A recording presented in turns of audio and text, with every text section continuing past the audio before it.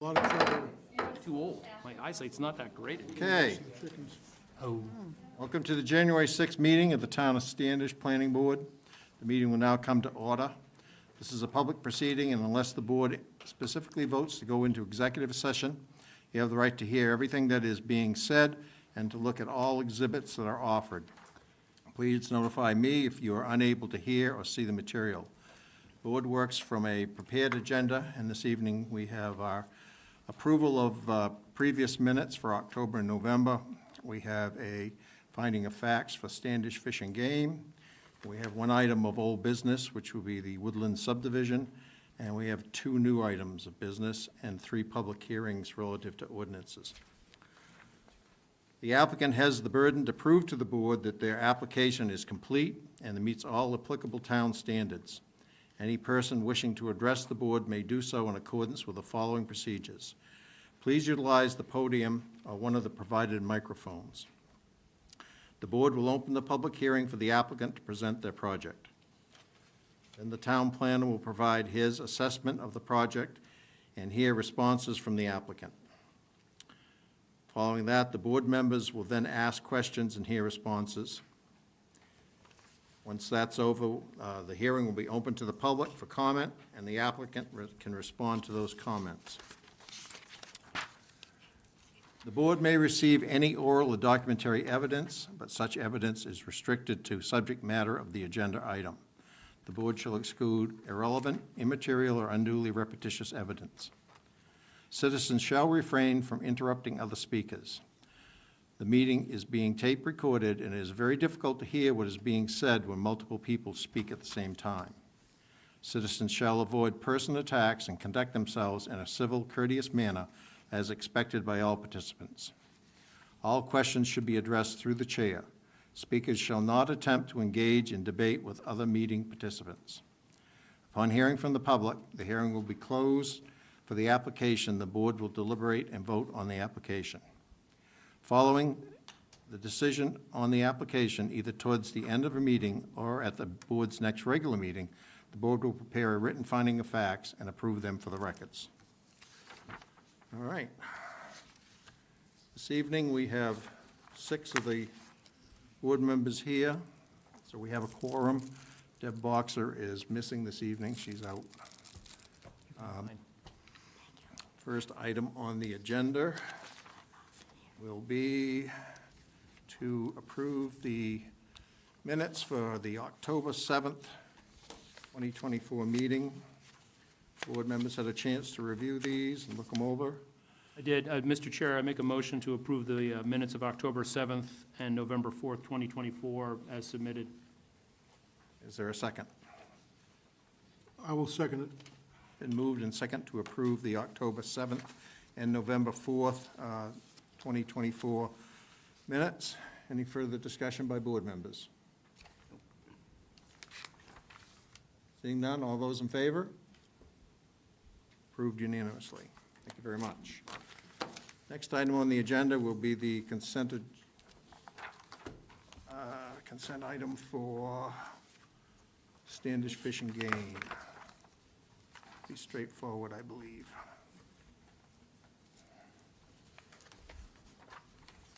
Is there a motion to accept the consent agenda as presented?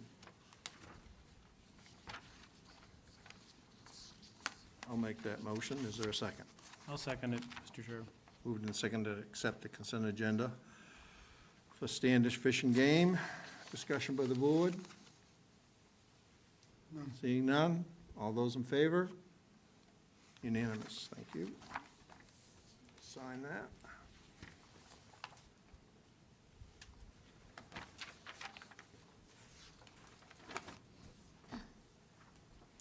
One, 6, 2025. I haven't got it right. All right. Next item on the agenda. 5 Brothers Development, 72 Bonnie Eagle Road, map 10, lot 98, map 35, lot 32. Subdivision application to build 155 condominium units.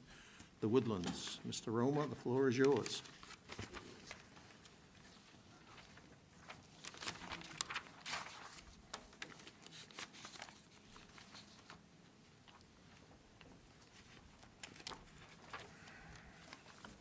Good evening. Dustin Roma with DM Roma Consulting Engineers, representing Five Brothers Development for the Woodlands project.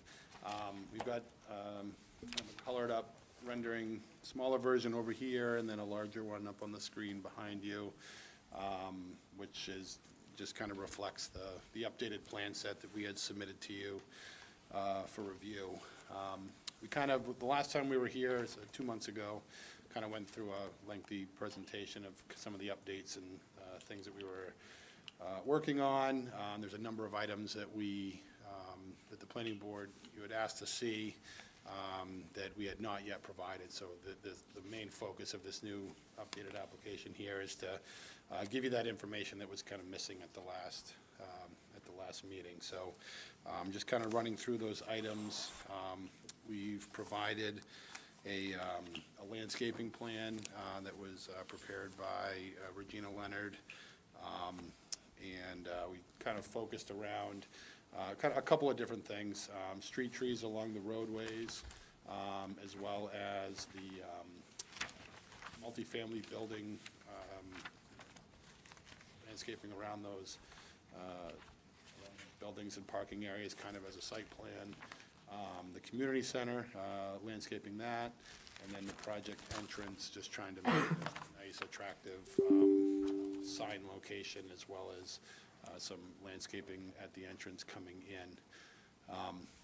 One of the comments that was in the planner's memo was to ask us to take another look at the parking and community center area, just to make sure that we're adequately buffering surrounding properties in that area. So that is something that we'll certainly just take another look at, and if there's additional plantings that would help screen any properties in that area, we'll certainly, we can add those. That's not a problem. Specifically, is that the area between the end of the parking and the houses on 35, Point Eagle Road? I think that was the area of concern, so that's the area that Narrow we'll take strip. a look at, yeah. So we'll look and see what's there for buffering, and if we need to add any fencing or additional plantings, we'll certainly take a look at that. We've included a lighting plan in the application. We've got some site lighting that will be installed at the intersections of the roadways to illuminate those. That's kind of street scale lighting.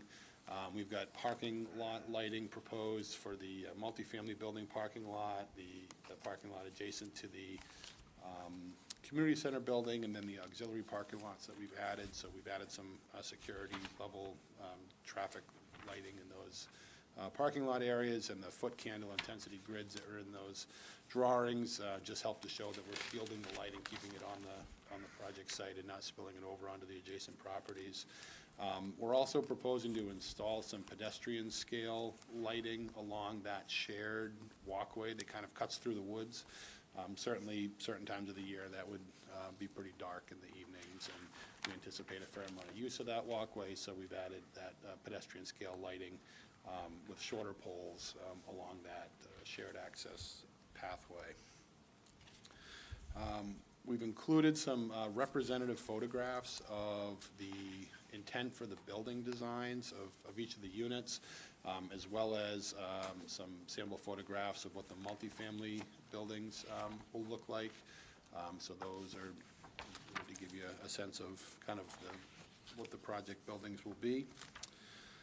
We've also included architectural rendering drawing of the community building that will be constructed.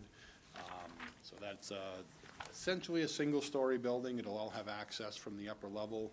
We do anticipate there would be a basement in there.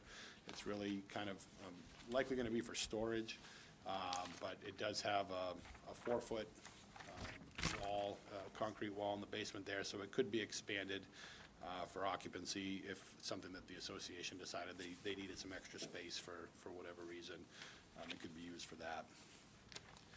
As we discussed at the last meeting, we did need to relocate the outdoor pickleball courts to help accommodate the auxiliary parking lot spaces. We've relocated those courts to the area where we had been showing the indoor pickleball court in previous discussions. we've had to take kind of a hard look at what's being built here as this initial project phase. And there's a lot of kind of uncertainty around, project budgets. It's a fairly large project. And we needed to basically take that indoor recreation facility and kind of postpone that for now. We're setting aside some area where potentially we could build a building out there adjacent to these outdoor pickleball courts. But this really is the kind of the ideal location. We worked closely with our landscape architect trying to look at how people are going to utilize this entire site, and it really kind of focused in on this one area where we now have those outdoor pickleball courts as being kind of the ideal centralized location that would be the least disruptive to neighbors as well as the residents in the project. So That dashed area next to the pickleball court. yep. So that dashed area, that was the area that we had always intended to be kind of phase one of that building. We had always thought that would be a two-phase building, that maybe we do indoor courts that would be kind of half of that space, and then maybe grow into some more space. But I think for now, we're going to do the outdoor courts in that area, and we're going to set aside basically a pad site right next to it, so that we have the potential to do that building. What is the parking, the separate parking for? That's standalone. Yep, so the one that's at the intersection of B and, or basically the road B and C. Yeah.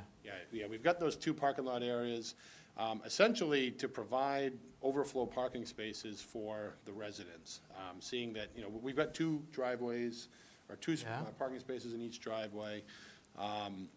Our experience has been in these condo developments that you end up, if you have extra parking, or extra need for parking, then it could get pretty congested along the road. So would they be like pay for a spot, or? Nope, they're just available, first come, first serve. You can park there overnight. There's no regulations as far as use of those parking areas.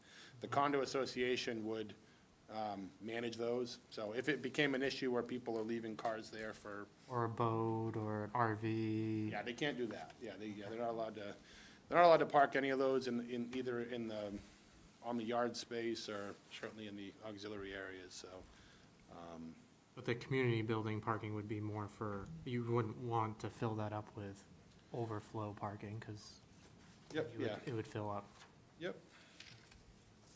Yeah, so they'll pretty actively manage that, and it's, the hope would be that they wouldn't have to have any excessive regulations on those parking areas, but if it becomes a problem, then they'll be owned by the condo privately, and they'll be able to regulate how those are used.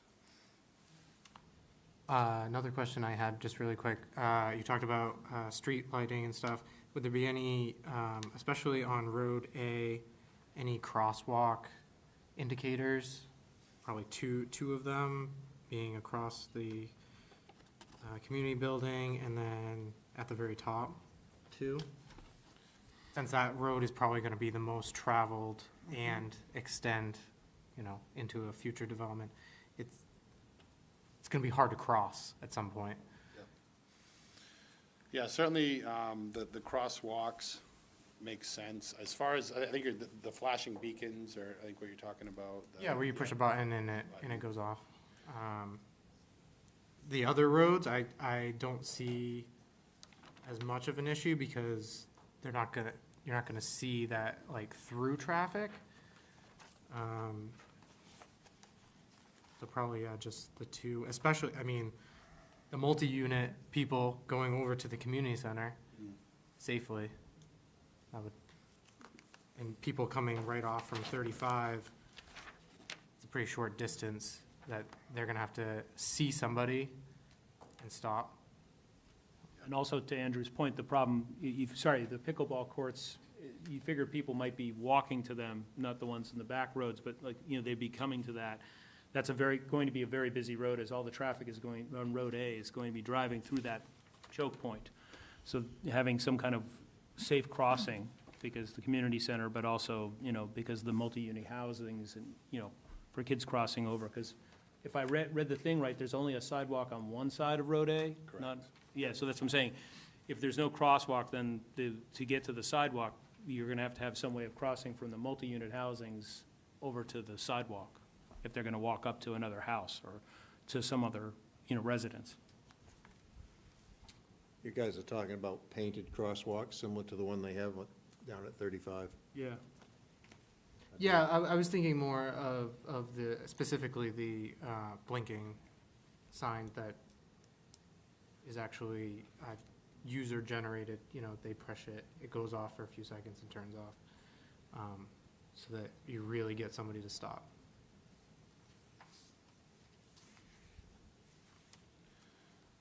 I guess that's something that would have to be run by John Cross to see if he's about Town Road at that point, so. At least want his input on it. Yeah, I know it's an additional cost, but, I mean, like, it's, it's really not a big cost. I'm not worried about the cost of Yeah, it. okay. It's more, it's the things that we get concerned about with these are the maintenance and upkeep of them, just making sure, because if the intent is that these would be town roads, making sure the town wants the additional infrastructure. It's the nuisance that people end up complaining about with the flashing lights and stuff that are in front of the homes. So we just have to kind of. you might balance save that. some lives. Yep, I know, it's, I totally understand. And if the multi-units were on the other side, I mean, the sidewalk is on the other side, so Yep. it's really those multi-units that you're just gonna have people going over to the other side constantly, Mhm. crossing. We'll talk to Public Services and see if because we could certainly just do some big bright yellow signs that just identify the crosswalk and everything. Yeah. Doing the flashing beacons is definitely. Paint them like you did down on 35. Yep. Shown painted down there. Yep. Makes sense. All right, sorry for the interruption. No, that's okay. So, on the discussion of traffic, we have been working closely with the town. The traffic component of this has turned into a very collaborative effort between, our project, the town, as well as some other development projects that are being proposed here in town.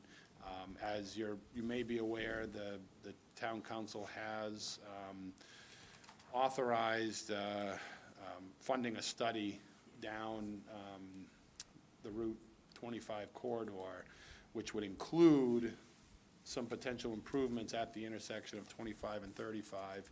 We had been doing kind of our own independent study as part of our traffic movement permit with DOT. We've had some meetings with DOT, working closely with our traffic engineers and the town's peer review consultant. We were heading in the direction of looking at some mitigation efforts that we would construct as part of our project, just to mitigate the additional traffic that's being generated from us. The town has kind of elected to take a larger approach to this, and what we're working on now is determining kind of what our contributions are going to be to this bigger effort. So we'll have a very clear final plan, where we'll be able to tell you kind of exactly what it is that we're going to be contributing, the direction that the town is going to end up at, schedules, when things would be implemented, all of those things. So we're still working through that between the town, us, and DOT. But I guess, like I said, we'll certainly have more of those answers for you at final plan. But we're happy with the direction that it's going. I mean, certainly us spending a whole bunch of money to do some Band-Aid fixes and buy some signal cabinets and maybe replace some traffic signal heads could have got us through, the permitting for this project. But if the town has a bigger vision and we can contribute towards that and accomplish more, we're certainly willing to do that. And we're glad the town's taken that initiative. I think it'll be better for the residents of the town, better for the neighborhood, better for these other projects that may come forward. So we're certainly excited that the town has taken that initiative.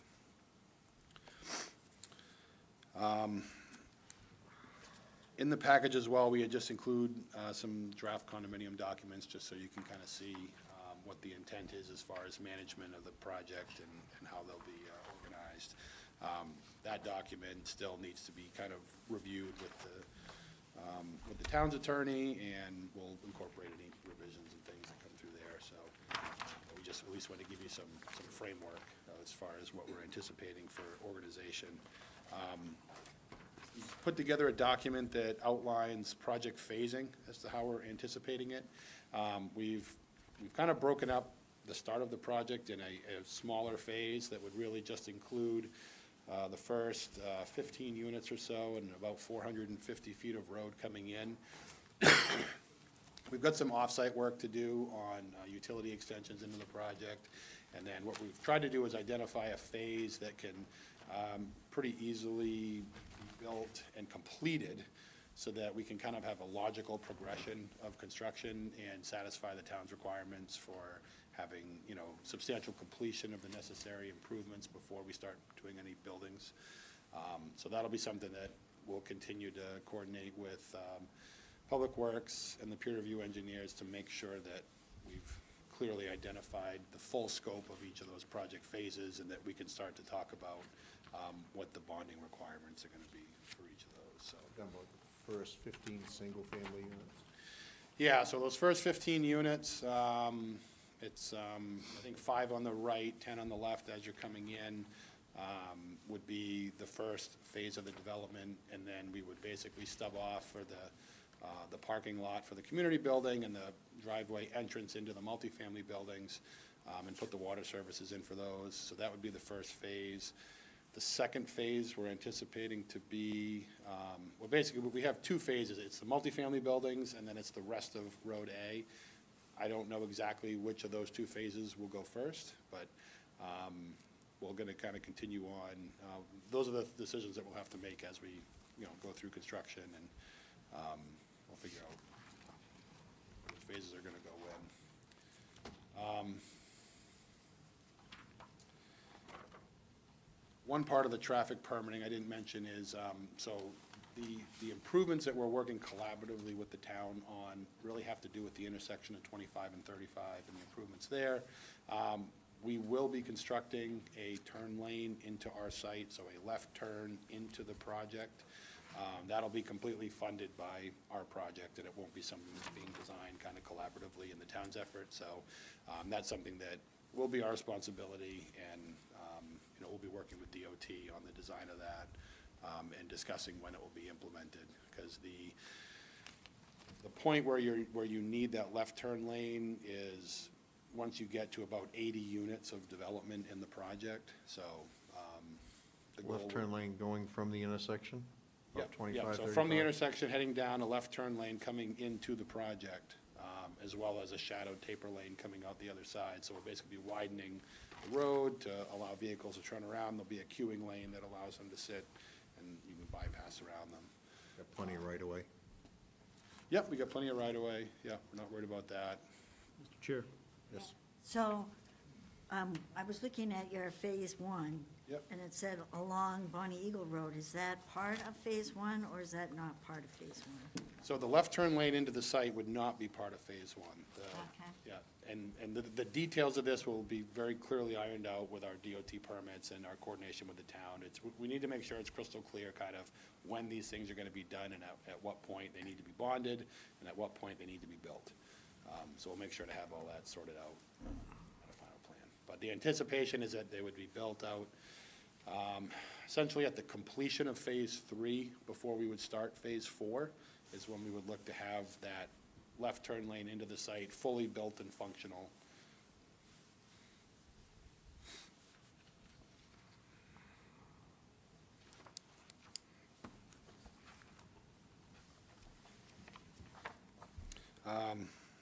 I guess that concludes my presentation, just the updates there, so we'll turn it back. Highlight us on the secondary access or the Oh, yeah, fire yeah. chief and Sure. public works director's Yep. recommendations. So we had made some improvements to add the right-of-way over that area. The fire chief and public works had requested that that road be paved, just to improve maintenance, and we're fine with that. So the plans that we had drawn up and resubmitted back to Goral Palmer included some paveway and roadway cross-sections for pavement in those areas. So they've had a chance to review that information. They had one minor comment that you may have seen just about increasing the depth of some ditching, so that's one little thing that we have to address with them. So this would be built to a town standard, so it'll be taken over with the rest of the road network? Yeah, that would be the idea, is that it's built to the same standard as the rest of the roads. It would be eligible for acceptance if the town decided that it wanted to take that road for public. It would help to satisfy the block length requirement with it being right a of it. full town road. Yeah, it satisfies that. There'd be no gate on the road. Obviously, it would just be a regular access paved roadway. And then we've had some, that road, the completion of that road would likely be done in phase 6, so the final phase of the project would be when that road would be completed. We would likely build that road early on, probably as part of phase 2, just for sub-base and access, so that we do have a second way in and out of the project, just for construction vehicles, and then that would be our construction entrance, so that we don't have to continue to utilize these new roads as they're being built. So we're in discussions now with Public Works about how we would bond that and to what level that road would need to be built as part of that second phase. So we'll certainly hash that out and have that figured out for final plan. Makes a lot of sense to me. Keep those heavy trucks off the paved roads, so don't break them up.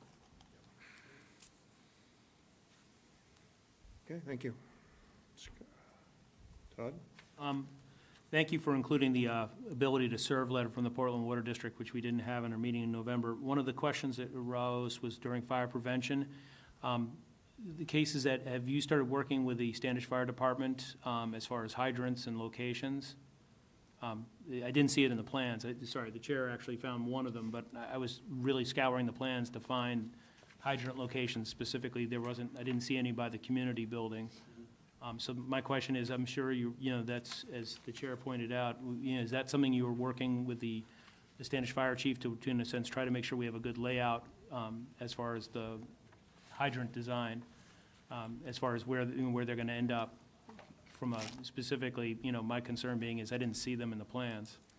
Yep, yeah, we do have hydrants shown. I will follow up with the chief just to make sure specifically that they're. As I told Mr. Hastings, it could be that my eyesight is getting bad, and if he gave me a PDF, I did have fun with him about the fact I could have zoomed in a lot more, but, I did do my due diligence. The other question I had related, so the case is that, thank you very much for the phasing, which helps me, things like that. Traffic is and the turns and things like that off of Route 35 or Bonnie Eagle, Road are major concerns. But the sidewalks still, since our earlier points, the sidewalks in this project do concern me, mostly because, as Ms. Beagle and I encountered when we served on the school board, is buses and getting in. I still have a question about the turns, specifically the end of Road A. There was some conversation, because there's a road since there, about bus turns. Have we had any conversations with Public Works about, specifically for plowing, if they're eventually going to be taken over by the town, about, Mr. Hastings, I'm losing that word. What's the word versus a, cul-de-sac we were trying to do? Yeah, it's the case is that there were some conversations in other projects about the design and layout of ways so that plowing is the trucks have the ability to go in and come out. Yeah, as well as, in a sense, as I said, school buses is one of my concerns. Eventually, having buses go down in the later phases as it's built out, to make sure that there's adequate turning areas, versus the fact of, on some of our roads, when I was campaigning for this office, there was a lot of conversations about not building roads where, like on mine, where the bus has to stop at the end of the road and let the kids walk down the road. So the case is that was my own, make sure that, since you're exploring or discussing, because, let's say turnarounds or plowing of some of these roads.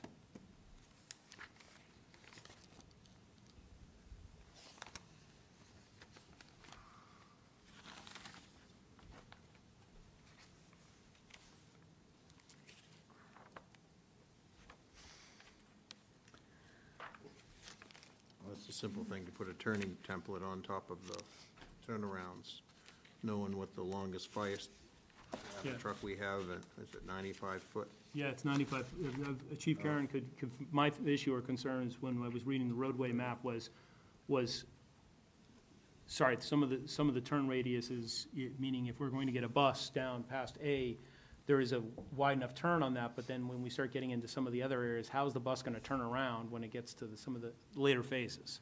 So if we don't plan for it now, or we don't remind you of that, then there is no place for the bus. There's a parking lot over here, there's some, something over there, but that limits the ability for the buses or plow trucks to navigate the roads. Talking about the fillet radiuses at the intersections, make sure Yeah. they can get around there with the, It's one of the issues when the subcontractors, now that we've taken over plowing for the town, we have our own trucks, they have smaller trucks, but if the intent is to have the town take over the roads, is to make sure they're laid out in such a way that, as some of the board have talked about, when we're looking at, this is not small 2 or 3 unit housing, this is over 100 units, and with a multi-unit phasing as well, there's gonna be a lot of traffic, and, if we have kids at the far end during the later phases, without a way for the plow trucks to get in there, or without a way for the buses to get in there, we're just basically limiting ourselves, not having the long-term view of realizing that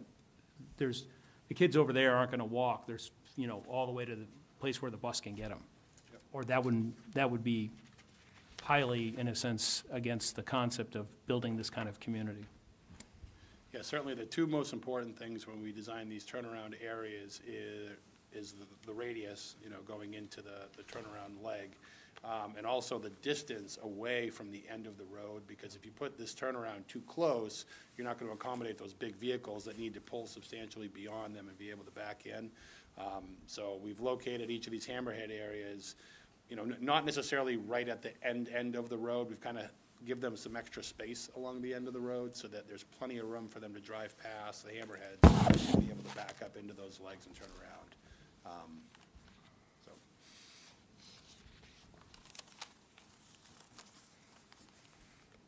they look much better than the original ones. Looks like you've increased those radiuses.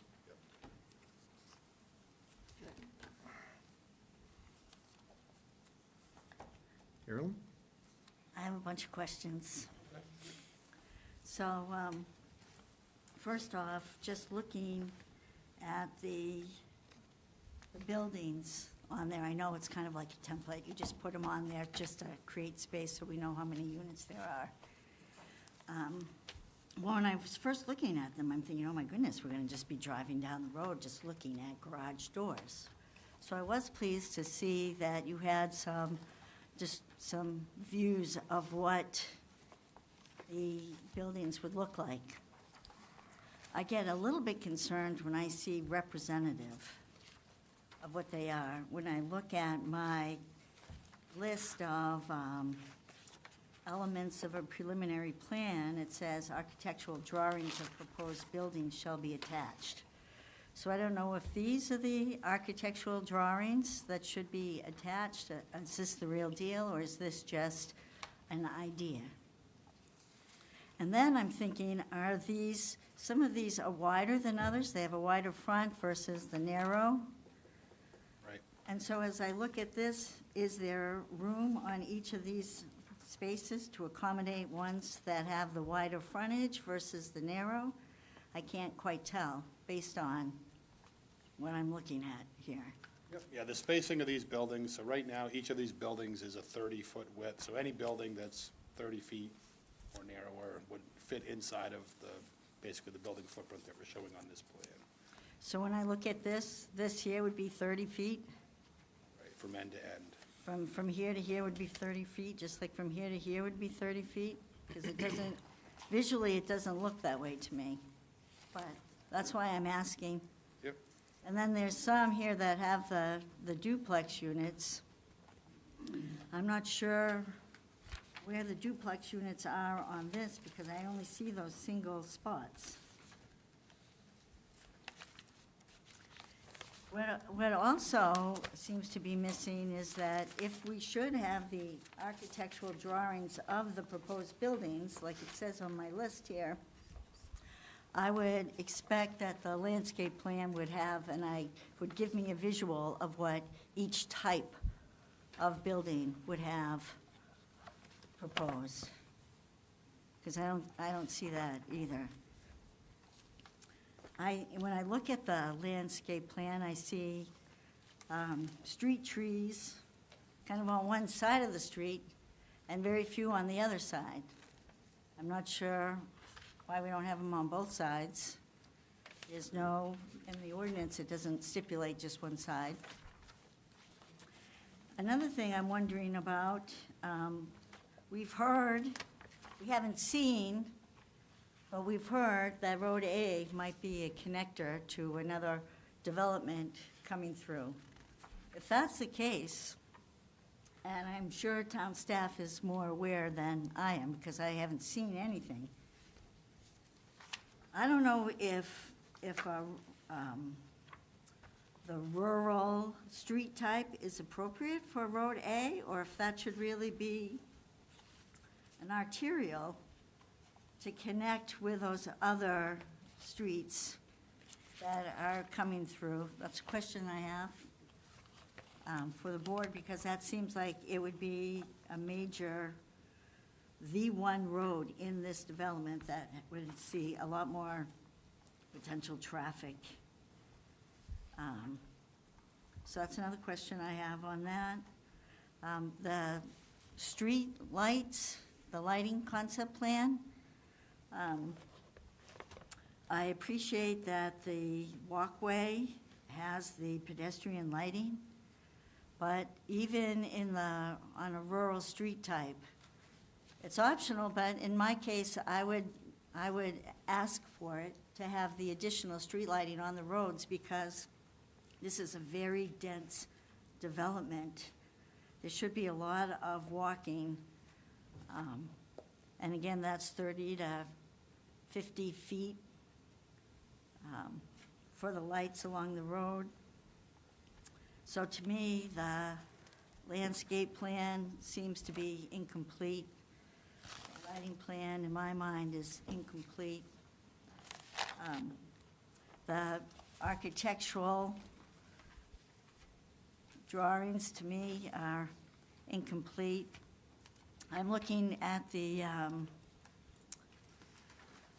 again, when I see a representative photo of a proposed multifamily, the representative photo makes me a little nervous, to be honest with you, because I don't know really what that looks like. It might be similar. Well, similar to you might be different than what's I have in my brain of what's similar, what I'm looking for. So I think, according to my preliminary list, that should be fleshed out more so that we actually know what that looks like. And then I think it would be, we do have that little walkway to incorporate Road C and all the people on the left of the development to get to the rec area. I think that's great. When you get to Road D, that whole section, I don't know if there could be a similar kind of path through the wetland area to maybe even connect with the back of the multifamily area so that those folks can kind of cut across and get to that rec area. Just a thought. I know I had some other things too.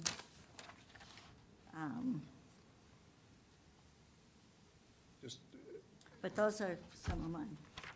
do we get to review the condo drawings?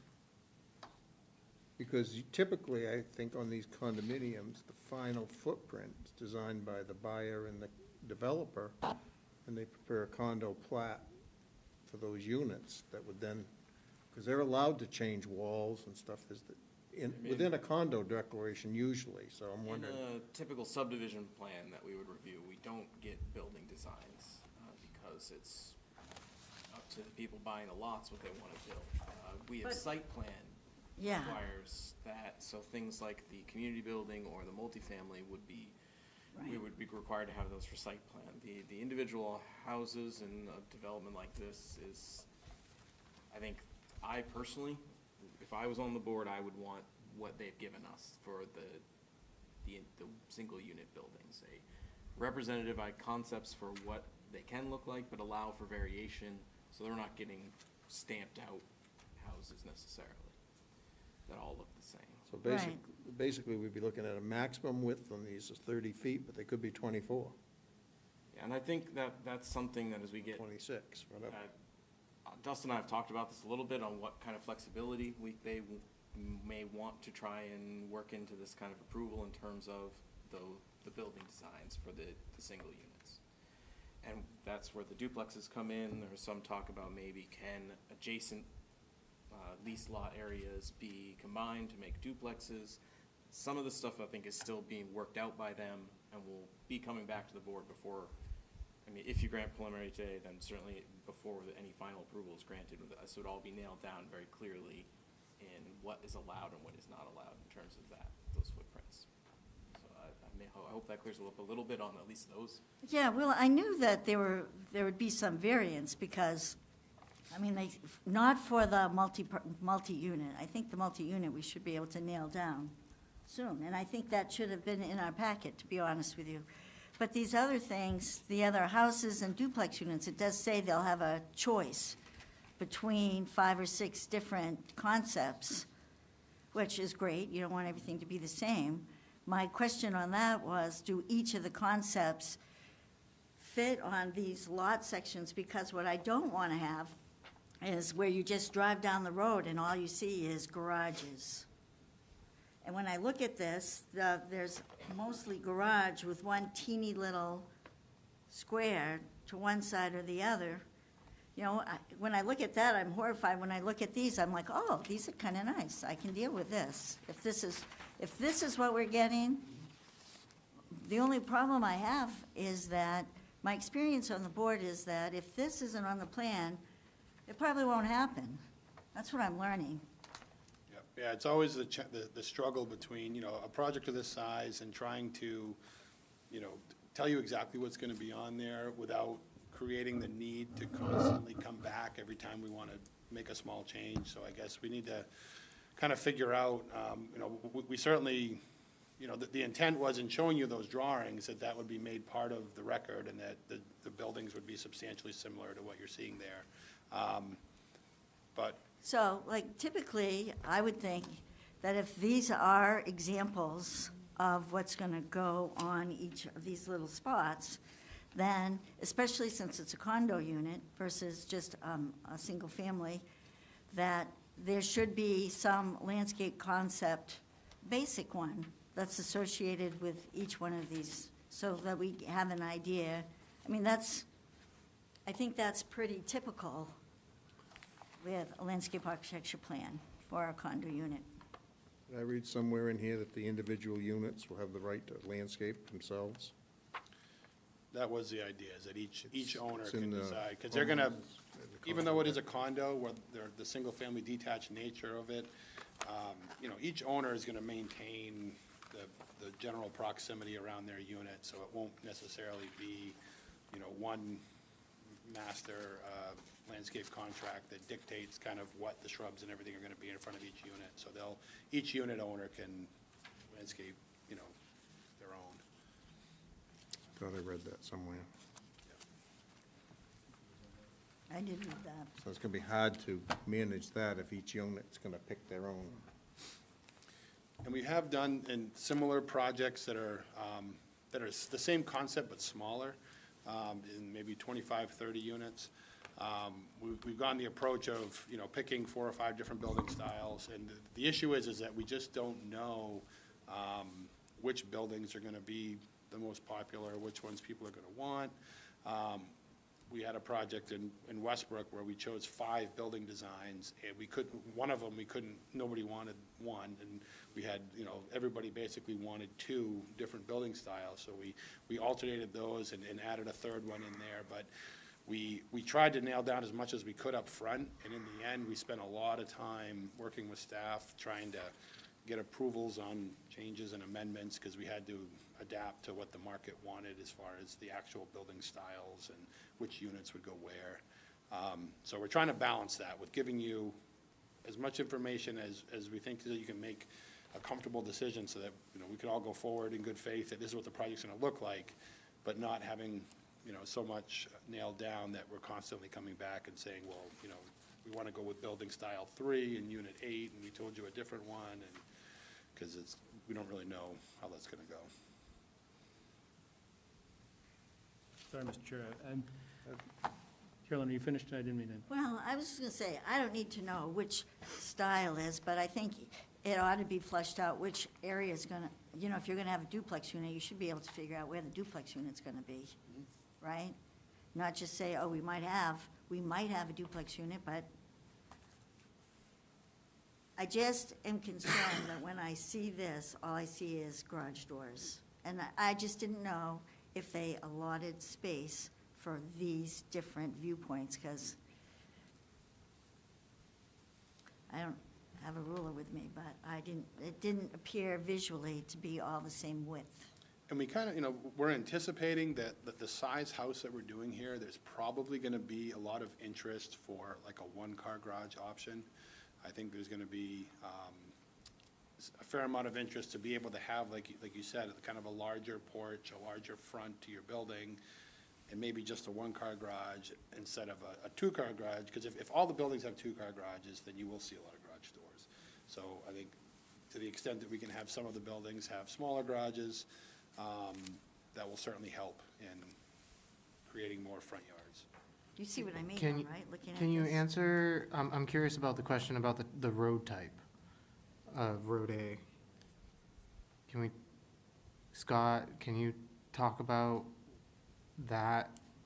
Is this the appropriate road to have if it's gonna be continued on? I mean, it's gonna depend a lot on what happens on the neighboring parcels, some of which we have some idea of and some of which we have no idea of. Yeah. It's hard to say. For this type of development, I think it's a reasonable road. To Well- connect to future residential development, I think it's a reasonable road. But if there's commercial development on the I other think if there's side, commercial at the other end, which will be built on a commercial portion of the road, I think it's fair for a road to have different sizes. I don't think that, from what we've seen on potential development on other properties, from what was presented to us by this applicant way back in the sketch plan of sort of conceptual connections, and based on the wetlands on the sites, I don't think this is ever gonna be a straight cut-through road. It doesn't go directly in any given direction. There's gonna be a lot of going out this way and then making a hard turn through intersections. It's gonna go through this development, it's gonna go through another residential development before it gets to any commercial development. well, my view on it is actually the narrower the road is, the slower the traffic. You widen the road, and certainly if you straighten out the road, they're gonna go faster. I would love this to be 25 miles an hour all day long and really force people to go slow with sidewalk crossings and no matter what happens on the other side, that would be, We have, widen the road, you're gonna get people to go faster, so. we have to review this as this application, not what somebody else might bring in. Correct. And that said, if somebody's building something significant on an adjacent lot, and they need to improve the road, it would be, and that's a town road then, they would need to bring that, whatever standard would have to be at that point in history, I would think. But there also is, if you build this out, right, Charlie, like, you can't widen this by Right. additional 6-10 feet, right? Because the houses are sitting so close to the road. You can't I do, agree. you're locked in to this So- road type once you build it. The way we envision this, and we kind of had a lot of this discussion back at the onset of the project as kind of like, what should these roads be? And the way we envision this area is that you certainly would not want to design these roads to encourage people to bypass the state highways. So you've got, your traffic signals, your major road corridors that are, maintenance is taken care of by the state. None of these roads should be designed to be any sort of a bypass. So to the extent that you can discourage through traffic with intersections and stops and corners, you would want this area to be designed in a way so that it would be inconvenient for people to try and bypass the roads. So to the extent, I think that's what I recall the discussion being when we started the project, is that it was appropriate to design them as the residential streets because that would help to discourage the bypassing of those other roads. Mr. Chair, and just in the scope of this project, as I've sat here, my concern is the sidewalk, by the way, which was one of the things we discussed, is on one side of the road. Road B and Road D have a sidewalk on the Bonnie Eagle side, but there's no sidewalk on the opposite side. So units 23 to 27, which is the front part of the road, sorry, I'm on All right. sheet 4 of 31. There's no sidewalk on the side, on the multi-unit housing side, and there's no sidewalk from the multi-using housing up to Road B and D where the sidewalk is on, let's say, that side. So my concern being is that kids are gonna have to cross over, and specifically, my biggest concern is from the multi-unit housing to Route 35 or Bonnie Eagle Road is, there's no sidewalk on that side. So the kids from the multi-unit housing, to Andrew's point, would have to cross over to get the sidewalk is.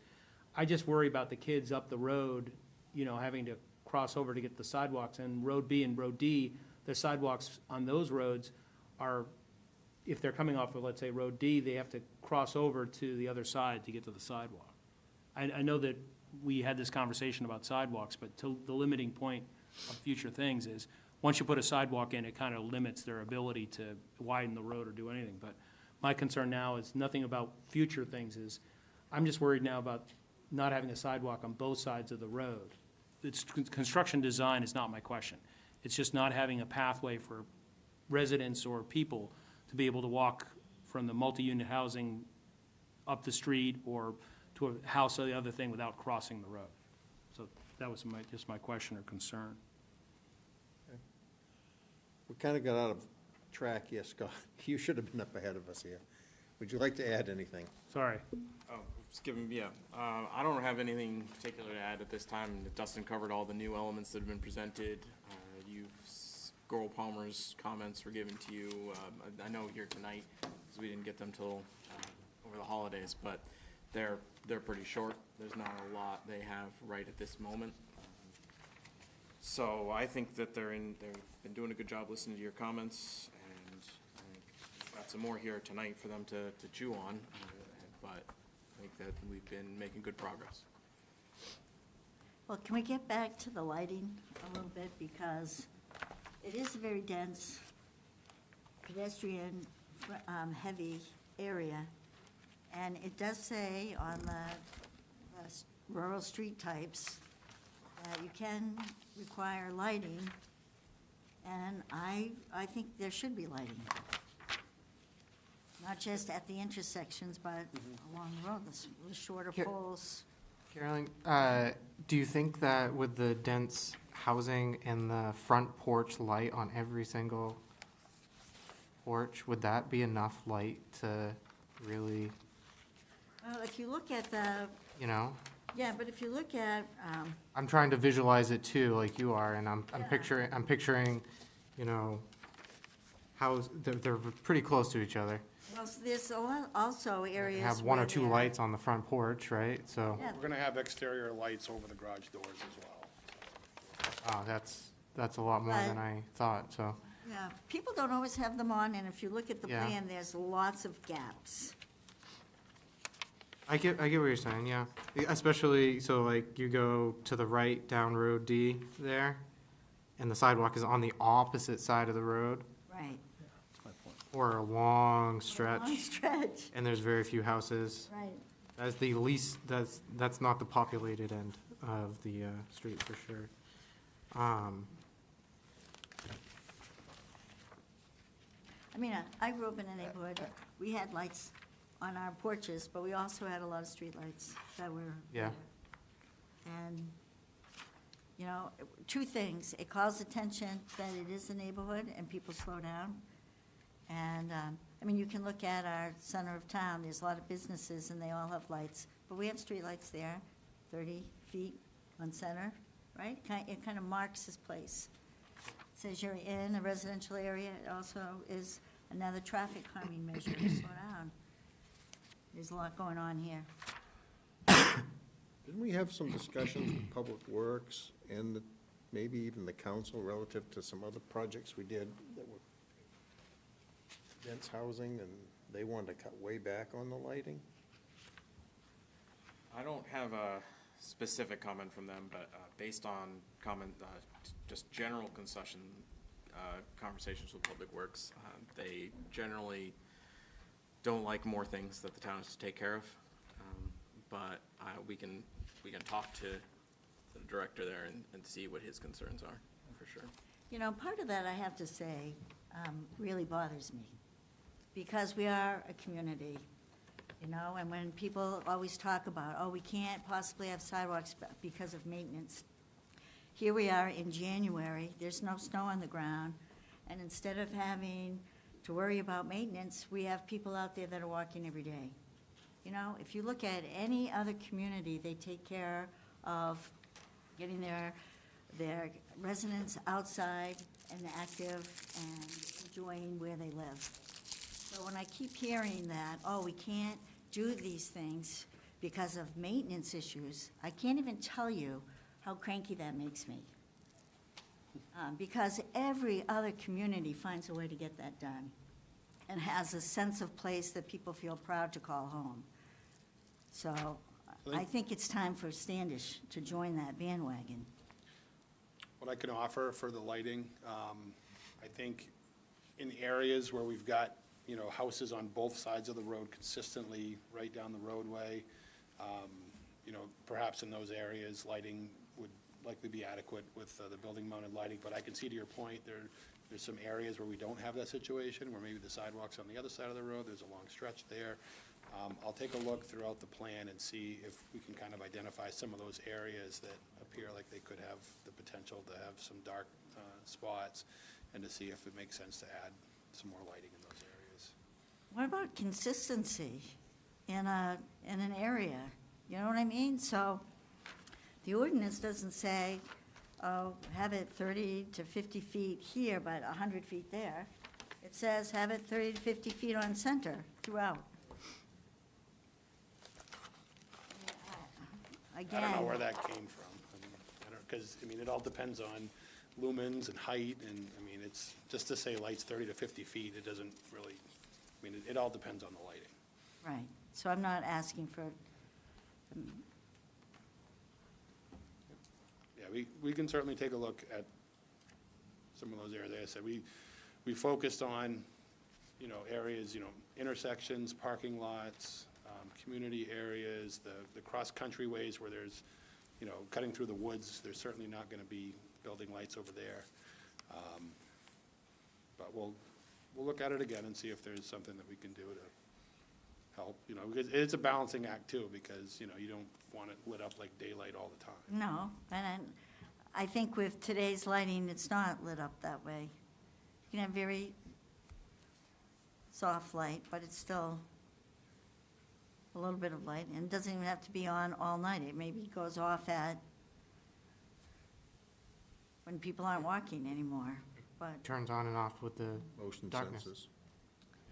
Scott, does the town have a standard feature structure that they have for their town road? The stuff that the town has physically built out, such as 25 up to the corner, all those lights are the same. Is that a standard for the town? I mean, we don't have it codified in any way, but we can look up what was done then, for sure. So there's nothing uniform, whether they could buy cases of the same light bulb, multiples could happen. The ordinance never got around to defining what street-level lighting explicitly was. That's what I thought. so when we talk about those streetlights, I mean, it's my understanding that those particular fixtures were selected to match the colonial marketplace that was done in the 70s with parking lots that were not designed to be streetlights. So why we as a community have adopted that for a streetlight, I don't understand. It doesn't look like any streetlight that I've seen in any other community. So I would hope that we don't have to adopt that same light fixture.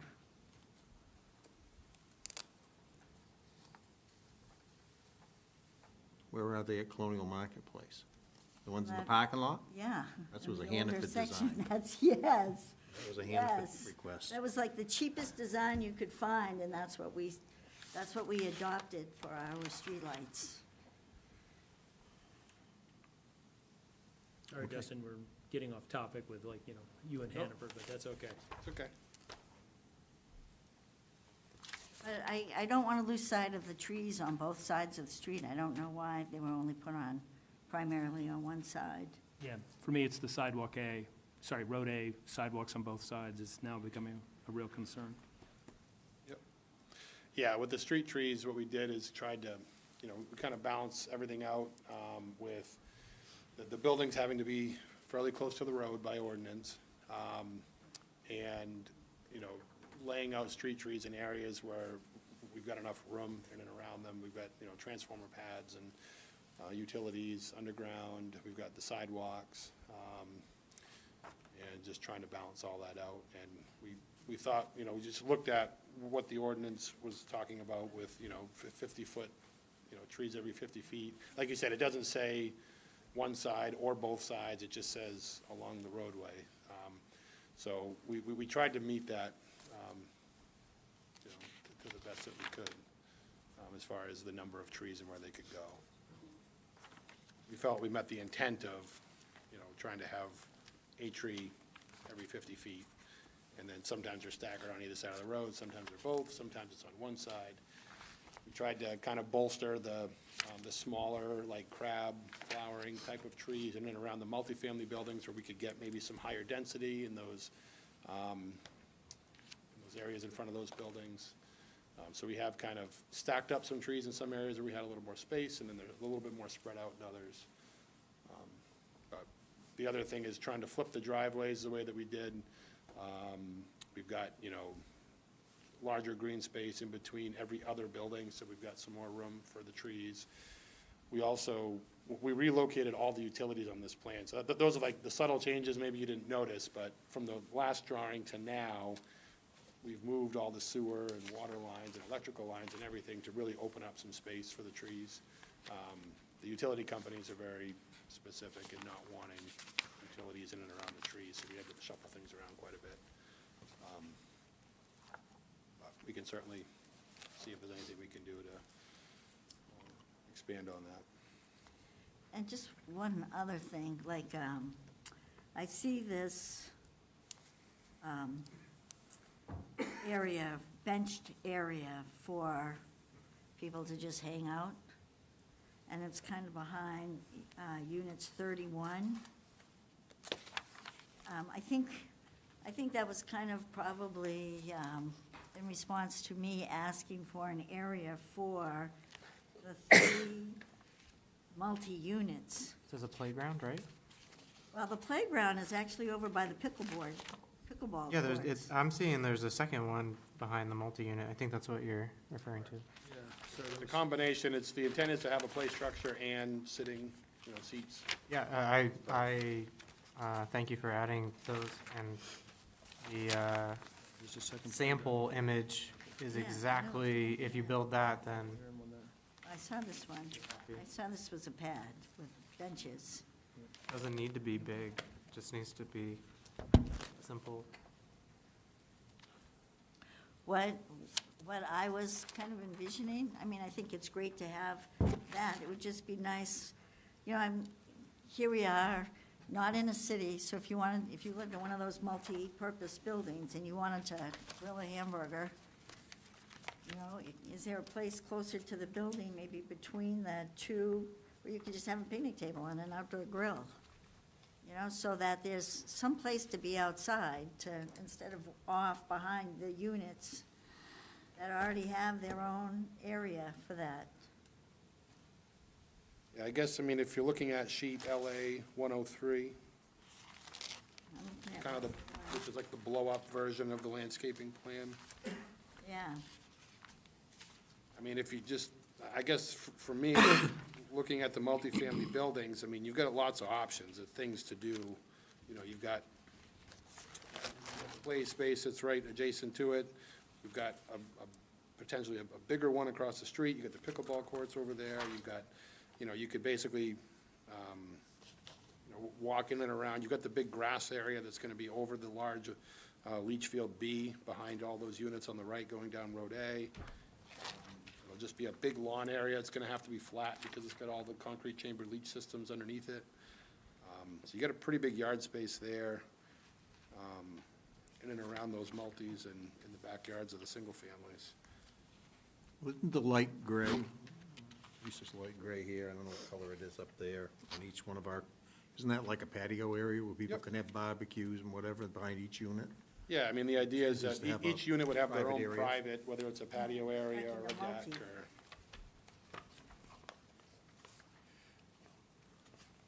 So on the individual units, it's covered.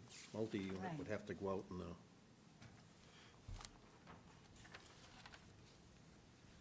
Yeah, I think that the idea is that if you're, the people that are in the market and wanting to, because remember, these are condos, so people are actually buying a condo unit in those multifamily buildings.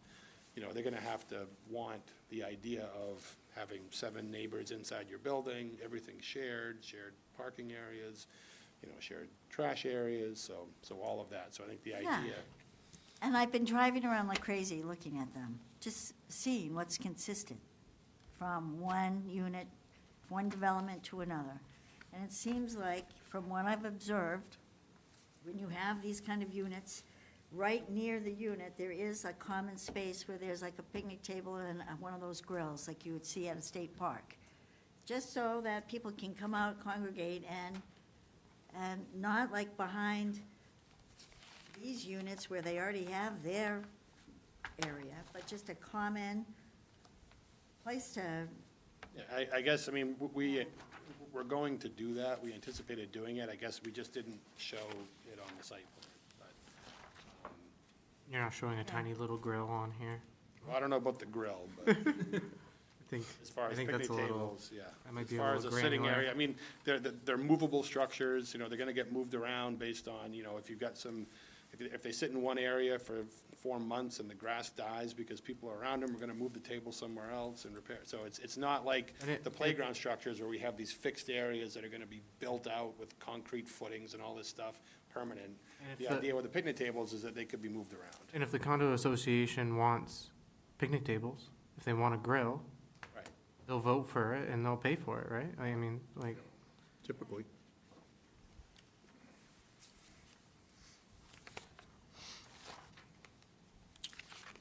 Okay. Mr. Chair, if the board's finished with their comments, do you want to open it up to the public? I do, if the board is finished. Frank, you? All set. Andrew, you got any more? I'm all set. Good. Everybody's good? Anybody from the public like to speak? Thank you, Dustin. Doesn't look like anyone from the public would like to speak, so I think we're all set. Give me a chance. Motion to close the public. Make a Motion. motion to close the public. I'll second it. Moved and seconded to close the public hearing. All those in favor? Okay. So this is for preliminary approval, not final. So they still have chance to respond to our comments and stuff. So I guess the question comes down to, do we have a document that covers all the required material? Although it may not be complete yet, partially because they don't have the state approvals. They're still negotiating with the state on the highway, so that's not tied down fully. We've got information that they are in that process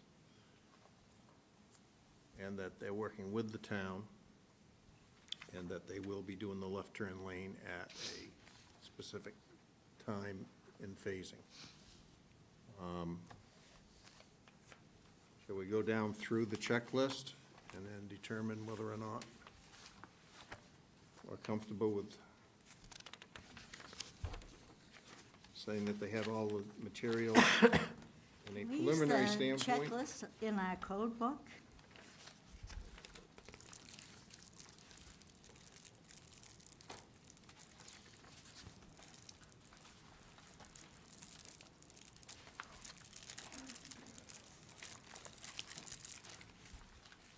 sorry, I didn't, Can we use the checklist that's in our code book? again.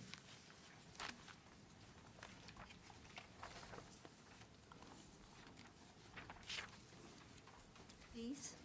Sorry about that, my manners. Please? Is the checklist, is it specific to site plan or subdivision review, or is it kind of a catch-all planning board application checklist? No, elements of a preliminary plan. Or subdivision or site plan? All right, you'll have to remind me of where it is. Well, the one I'm looking at for a site plan, 71-1, 71.1.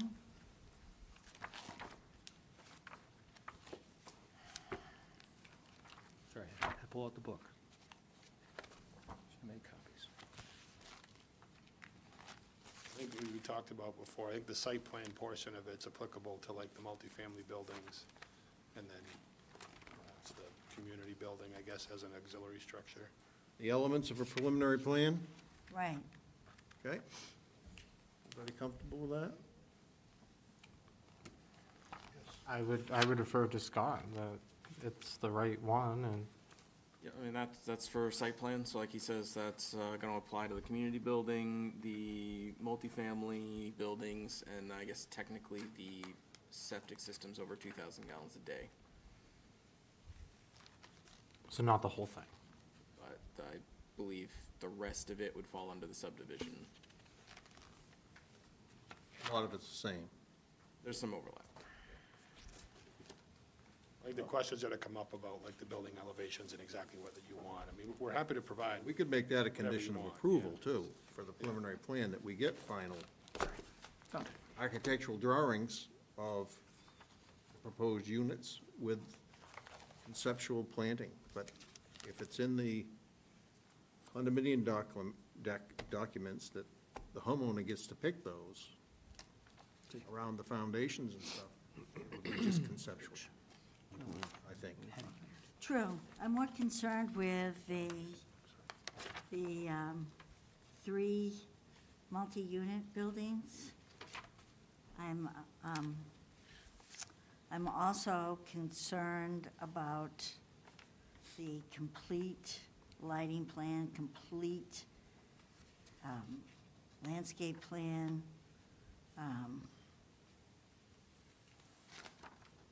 And I'll tell you why I'm concerned about this. I know that one of the things we've talked about before is that there's another previous plan that was done by Five Brothers.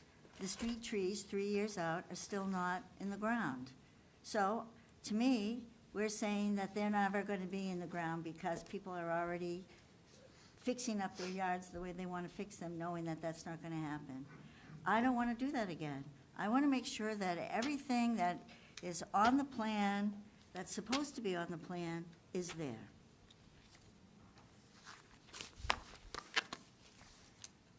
Aren't the street trees covered under the bond? You don't release the bond until they're in, right? All I can say, Charlie, is people have been living in their homes, Yeah. and there's no trees, there's no street trees, and we keep hearing how, well, that, it's not fully completed because there's another part of the plan being done, but that's a completely separate development. The first phase was done. Just like when this is in phases, I think if phase, I don't know that because I haven't seen a final inspection. I don't know if it's done or not done. I can tell you it's I not done, can't because tell you I've if the driven bond's down the been road. released or not, Yeah. so. So I'm just saying, that concerns me. We heard it from the residents when we first came in. They said it's still not complete. We hear the town staff say, well, it's not really finished. I'm thinking to myself, if I lived there, I would expect a tree planted in the yard 3 years in. I don't want to have that happen again, and I think if we have complete plans, that will help in the process. So that's why I'm being a pain in the neck, and I recognize that I'm being a stickler. Well, and I'm thinking that maybe these plans are above and beyond maybe what those other projects had. Because just having a note on a plan that says, you know, street trees every so many feet at this size, I mean, we've got a plan here that has, you can count the trees, you can count the shrubs, you can, everything's in a I schedule. do appreciate that. Believe me, I do appreciate that. If I may, I think what it's becoming very clear to me from not just this application, but other things we've done here, is that it is going to be important to have a detailed phasing document so that we Yes. know when each thing is being done. So I think it's going to be, when we get to final approval, and we have a full phasing of this, that's going to include which houses are in which phase, but it's also going to include, okay, do our street trees for phase one need to be in the ground before you work on phase two? Right. And that kind of thing.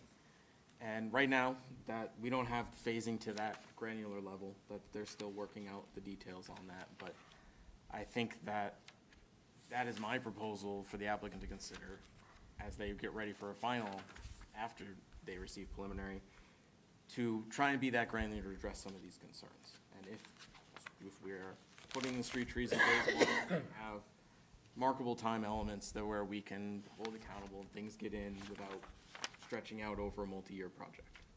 And that's, I think, potentially a reasonable compromise, as long as Yes. the applicant's I involved. think that's really important with this big of a project, and like you were talking about, like phase 6, like, you know. There's also the that's a MDOT, lot of sorry. phases to, Sorry, Dustin, you also dealing with the MDOT, which, you know, sorry, there's a left turn lane, there's a lot of traffic implications. This is a large-scale project, and my worry or concern, because I drive up on Eagle Pond Road almost every day, is that road there is, you know, I mean, we're talking about something of working out phases where you're going to have a, you know, that left turn lane, that's gonna take a while, sorry.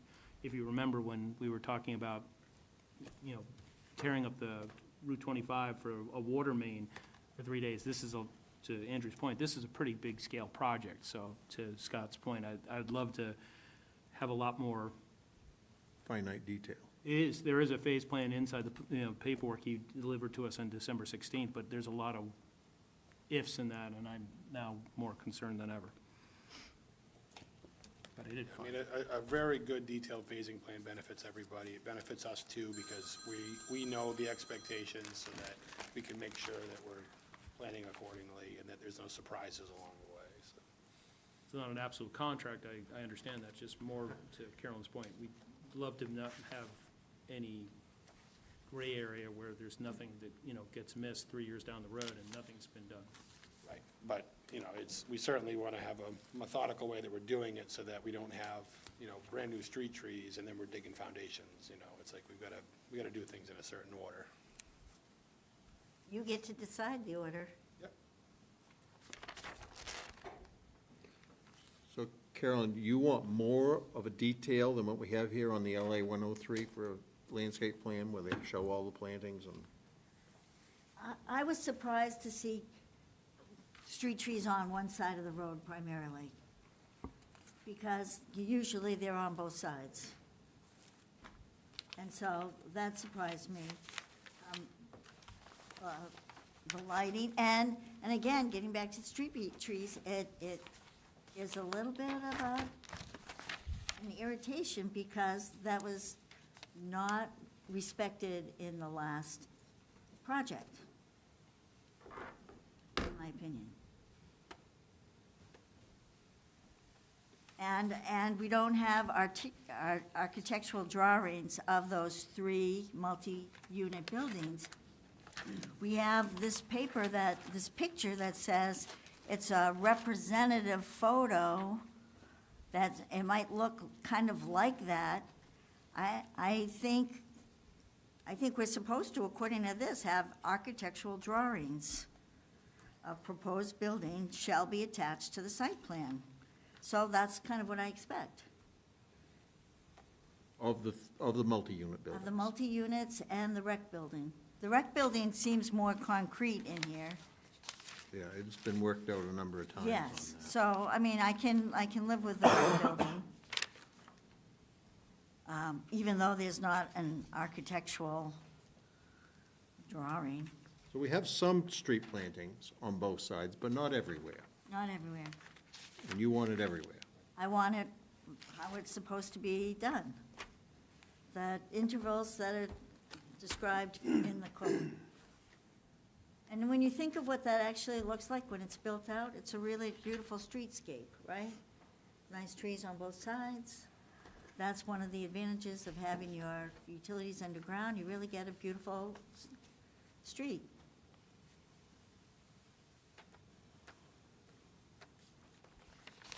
All right, I understand now. Yes, May I sir. address the board, please? May. Tom Daniels, Five Brothers Development.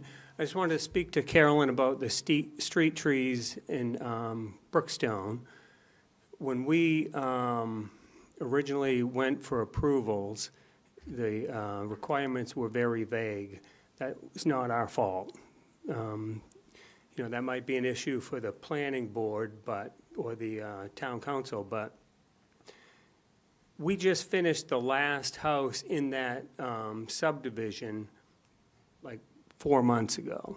So when you say that's been finished and there's still no trees, we just finished it, and really, it's, we plan on putting all those trees in the spring.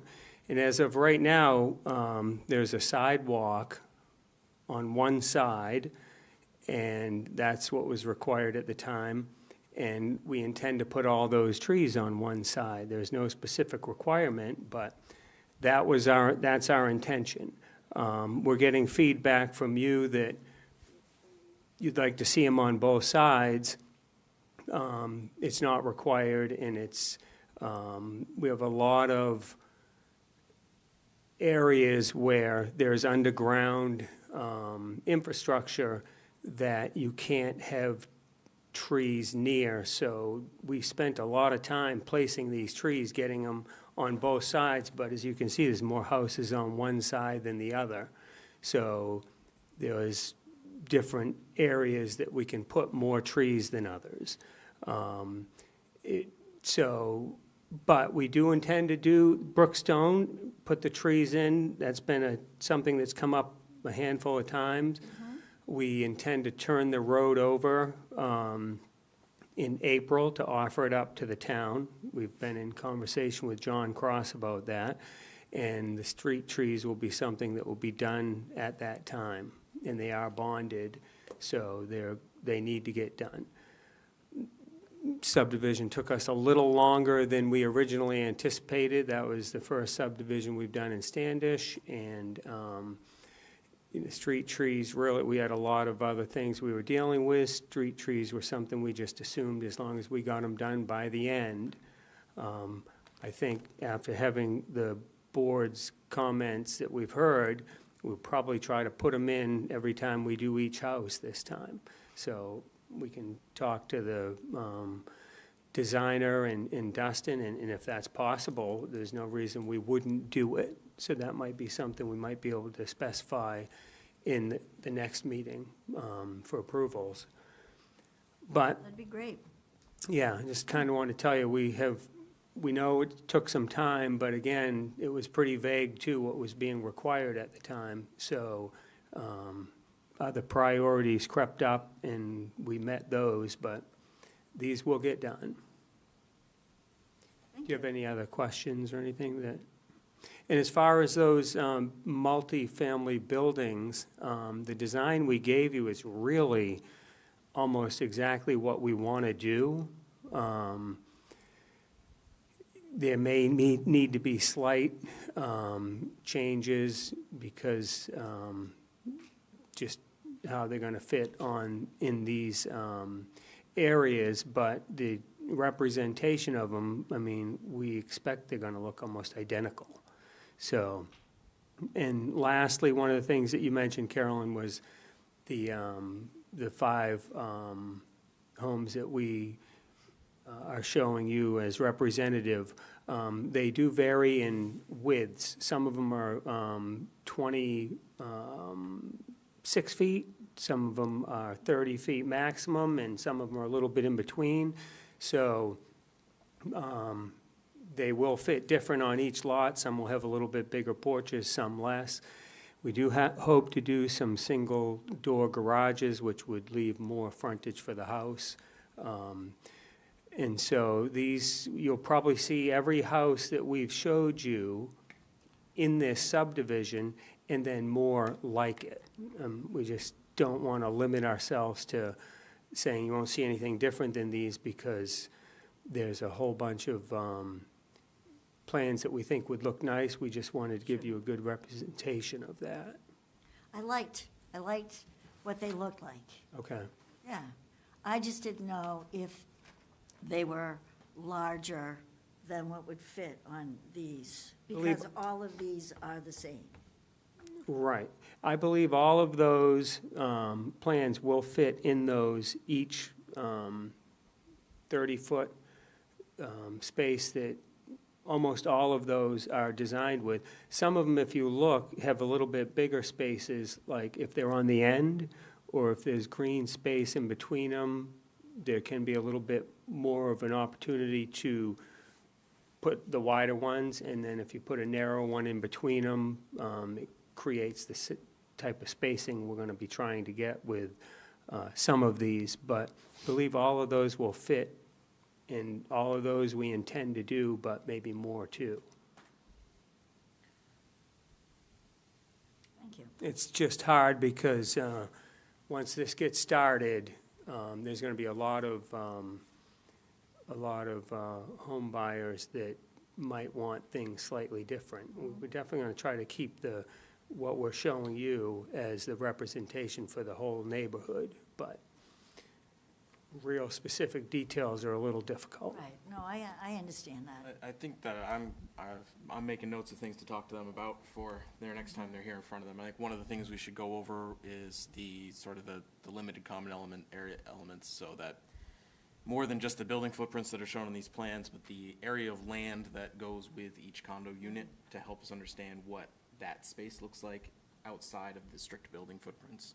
And that, I think, might help us wrap our heads around the variation in building footprint that fits in the spot. Yeah. So I think that'll help us at the next time we see them. In each unit, you're gonna have a condo plat for. And that'll show the specific footprint, floor plan and everything, as I understand it, and elevation of the structure. We could make that a condition of approval that the town get a copy of that. That way you have a footprint of the building. Yeah, I mean, I think that's a reasonable.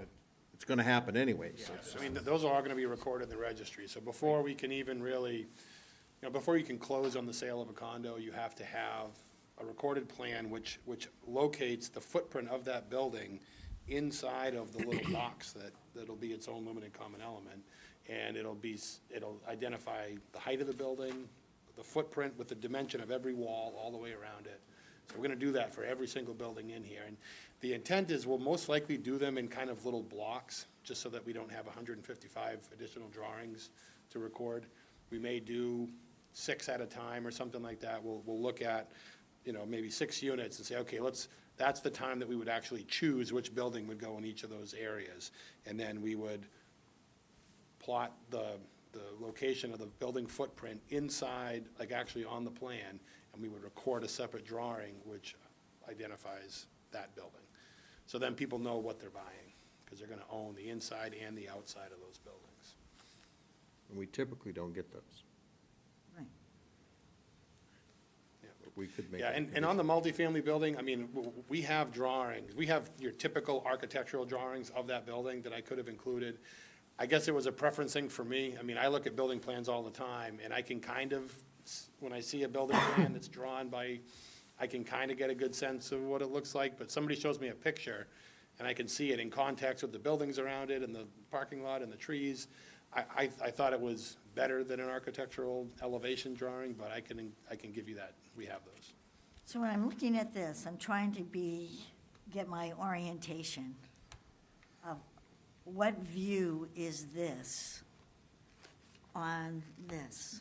Yeah, you can kind of see the little bump out on each of those rectangles. So that's, on the bottom drawing, you're looking at the sprinkler electric room on that lower corner there. So that's basically the little bump out that you see in each of those multifamilies. So that faces the parking lot area. And that's generally a requirement because the fire department and everybody, they need access to that. That's the sprinkler riser room and electric and all that stuff. So we make it like a nice attractive little doghouse area with a door around the side so you don't see it. But Well, that to me looked like the back, not the front. So Well, it that's depends, kind of- I mean, That's kind of sad to me. well, I mean, as you're driving down Road A, Yeah. what you're gonna see is the top picture. I mean, that's what faces the road. So unless you actually pull into the parking lot like you live there, if you're just driving by, Yeah. you're gonna see the top picture. But where you walk into your home every day, you're walking into that. No, it'd be either the front or the back, because those are where the entrances are. There's no entrance on that side. It's a locked door. All right, so when I look at this, I'm sorry I'm being so dense. I see the little bump out on the parking lot. Mm-hmm. So I'd park my car, Right? But you walk into the entrances on either end. I mean, that's just, so I there's no park no my car entrance on that there, side. and then walk to the side. Yeah. So that mechanical room's got fire protection, water service, electrical, All the electrical telephone, all that panels, stuff goes into everything. that mechanical room. Yep, And correct. services each of the 8 units. It's got two big doors that open up, so you can get access right to it. It's got the fire department connection. It's got everything that the fire department wants right on those doors. You put those on the parking lot side. Because they want to be able to drive They don't want to right walk to it. around the building to get to the electrical. If they have to shut the power off to the building, they don't want to walk all the way around the backside. For speed, you don't want to walk around the building. But, and the reason we put those doghouse entrances on there as well is so that you can take all those electrical panels and everything, you can put them all inside. Otherwise, you'd have all these equipment hanging on the outside of the building that you'd see on whatever side you look at. We appreciate the pictures, the drawings would have, Yep, yeah, I say, it's not a problem, we have the drawings, it's just, I thought the pictures were better. they did help. The pictures helped. So along Bonnie Eagle Road, I mean, people aren't going to be able to see these at all because there's houses before them. And they're only two-story structures, they're not, it's the same, because that upper picture that you see there, you can see the Yeah. houses in the background, or both of Yeah. them, I mean, it fits in with a colonial-style home.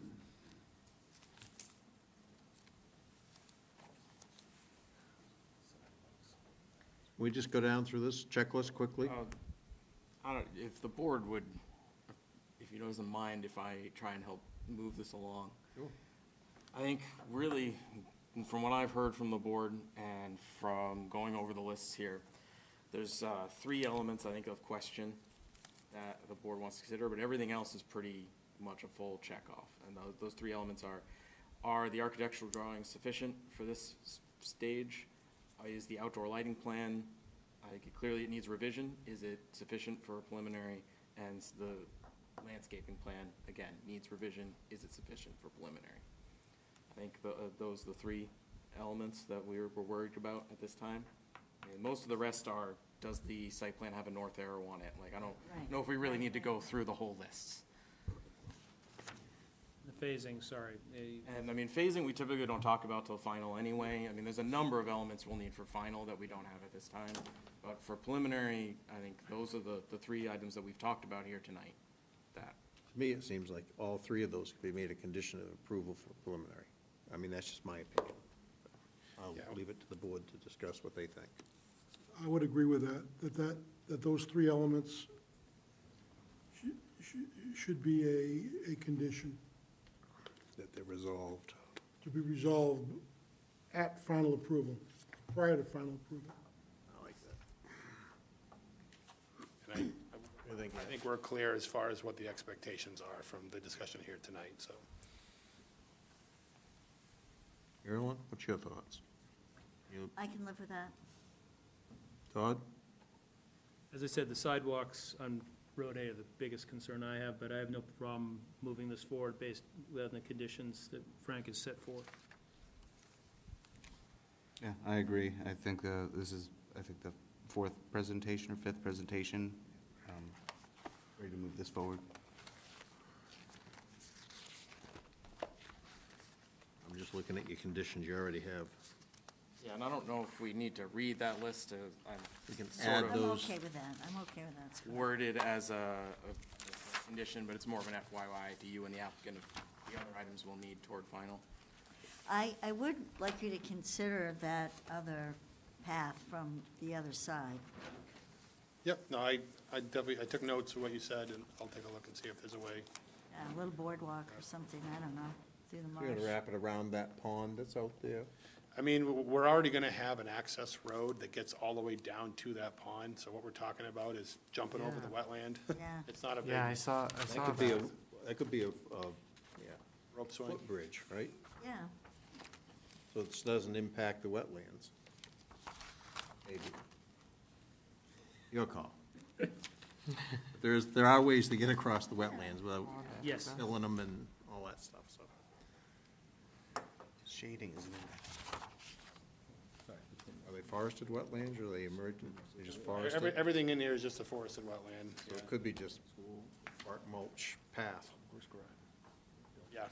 No, we're probably gonna just up and over. Okay. So, the question is, do we have to deem it complete for, I gotta get back here.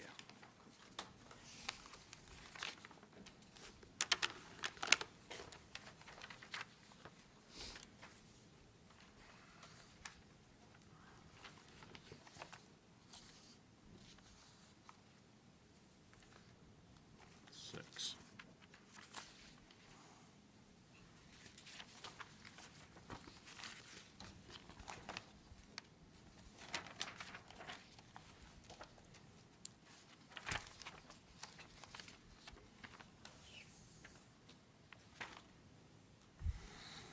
There it is.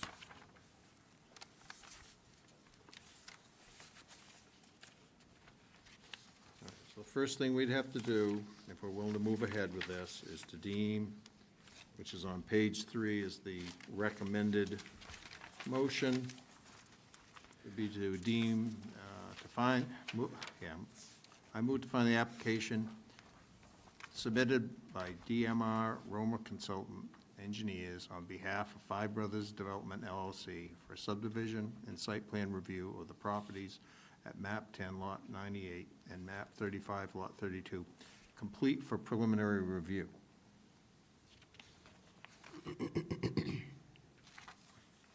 As long as we add Frank's stipulation, with the completion of, Frank, you, Yeah, that would come under the actual approval, right? I'll get there. It's way down in here. That's on page 7. okay. Move that the planning board grant the preliminary approval. Carolyn? there's one more, the connectivity plan. I thought we had that up front where they showed a potential connectivity through Randall's property and out through, Yeah, we did get one as part of the sketch plan. It just wasn't included in the full application. I mean, my recommendation was that the board find that the intention has been met. We do have it. This was not in the. It's gotta be on the plan, because otherwise nobody knows. You go back, you can't put it on that plan. You have to have a whole plan of the area. Yeah, I mean, it can't Have the really be plan, on. we can just reattach it. I mean, Yeah, it's part of the exactly. file. I mean, yeah, it's just It's part of our. reattach. it's I tough because probably it's have it in my conceptual, book. because we have no control over anything Right. outside of our project. It just shows that we've thought about it and that we, It can't be on like a recorded or signed plan in any way, because it's covering places they don't have jurisdiction to develop, so. It's just conceptual. it's very schematic. Yeah, I but think it it's is a in this Bible. requirement. Yeah, and we do have it. It's in the back. It's a We can- requirement we that can we have them submit it, resubmit which it we if did. you It want. just didn't carry through for every plan till the end, so. Just one bag, just for, yeah, I brought one bag just for Woodlands. It's in there, I remember. You have 3 bags, dude. Yeah, I know, I had to bring 3 bags. Woodlands has got one bag just for it. It's there, I remember it. My many plans. You're always gonna find it, but, It would have been way back at workshop that we did it. That's not in this group. That's another pile at home. I think that's really the time to do it, is at the workshop stage when we figure out the layouts. I just don't want it to be lost, before that's all. that. No, I'm just saying, there was something before this one, but, you know. It was, yeah, it was during the work stops. Yeah. There it is. It's right behind you. Yeah, there it is. So the lines in red are the roads they're proposing, minus the one we've added, the secondary access to Bonnie Eagle. And then yellow was the conceptual connections to other properties. Thank you. That's part of the public record. It was in, sorry, I think it's down here. Any plans? That's quite a network. I do. This one guy just, these guys.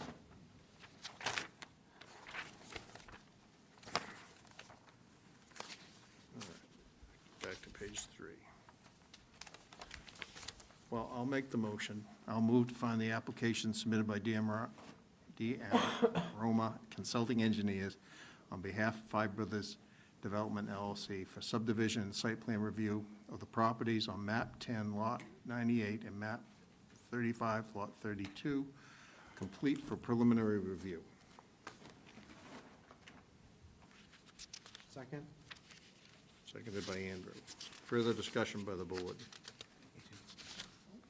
Seeing none, all those in favor? Wait, are we going to add those stipulations? That comes Page under the 7. actual. Okay, Sorry, okay. Okay, unanimous. Now, the second motion, I'll just read through this here. I move that the planning board grant preliminary approval under the provisions of Standish Land Use Code of the Woodland subdivision of parcel map lot 1098 and 35-32 as submitted by Dustin Roma on behalf of Five Brothers Development, having found it to meet the review criteria of Chapter 181, Part 3, subdivision regulations, and all other relevant standards of the local ordinance and the requirements of Title 30A, Chapter 187, subsection 4404 of the Maine State Statutes for subdivision, with the following conditions. And we have, under the conditions is the main DEP approval, the DOT approval, performance guarantee information. That happens as we approach final. Impact fee information, that's what we're working on now with the off-site improvements and others. The draft condominium documents submitted for review by the town, for the town attorney.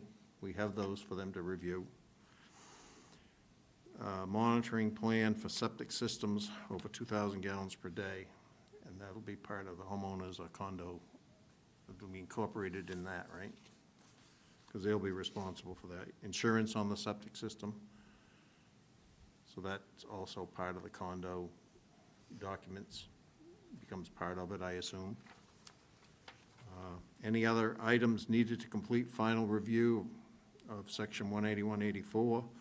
Plans updated to show screening of the community building and its parking area from the abutting residential properties, and this is where we add the rest of it. Yeah, I think you could just revise that last one to be the updates to the landscaping plan in a more complete way than just Updating those. landscape, architectural.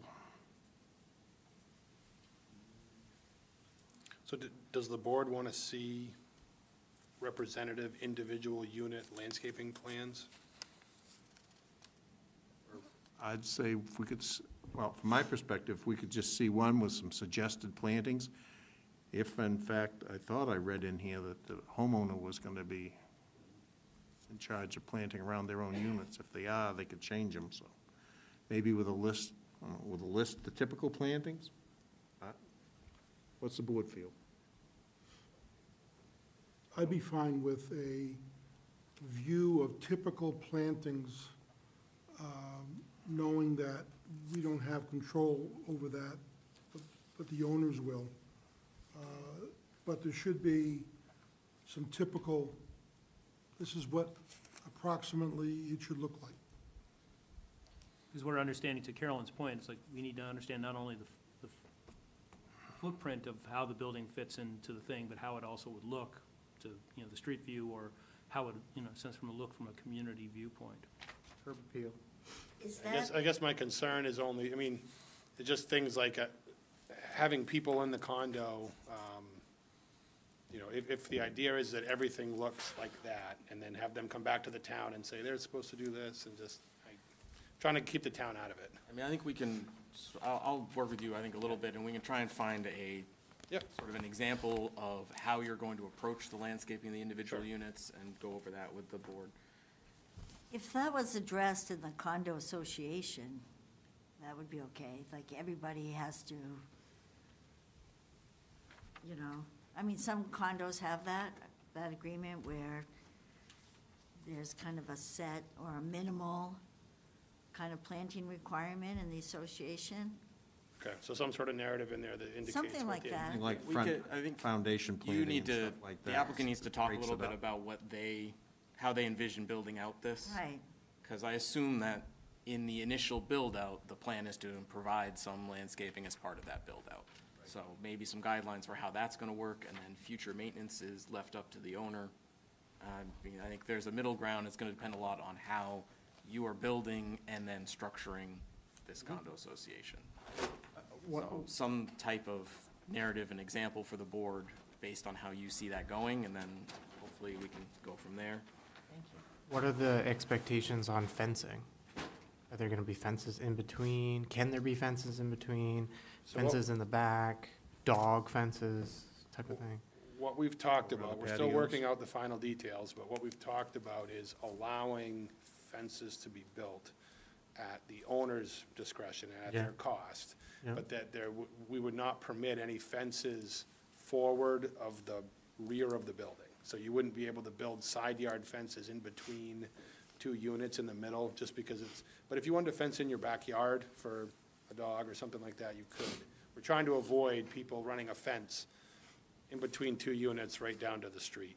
And so we said anything in the backyards is fair game. And there'll be some distance behind the yard, it'll be those limited common areas, would be the maximum area they could do. So I would suggest that you put some parameters around the fence discussion. it'll be very specific in the. Someone might want chicken wire, someone might Oh, want okay. cyclone. You know, fence. Bob Weiser with razor wire on top. I love my neighbor.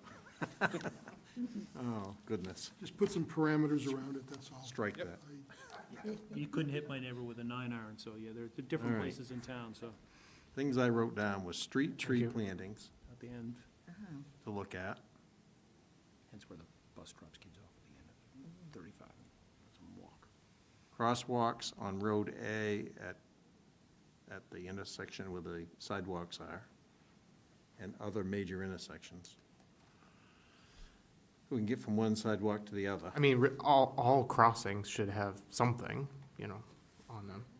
As I said, Dustin, I'm still very concerned about just The Road major A ones. because of its structure of having sidewalk only on one side, to Andrew's point, is, To look at sidewalks, both sides of Road A. I had yeah, that. just, sorry, it's something to consider based on if once you put it in place, I hate to say it, because the road's gonna be turned over to the town, it's, to the point the planning board has had these conversations with other building projects, is that are very forceful about the fact of how building units that would be, in the long term, easier for kids, easier for the environment. You know, I'm thinking Halloween and school kids and the rest of it, where it's more of a community, to Carolyn and Andrew and all of See our. a lot of candy And- flowing through. And there, there's, right? and there's still no proposal to put sidewalks on the little bit of road frontage on 35?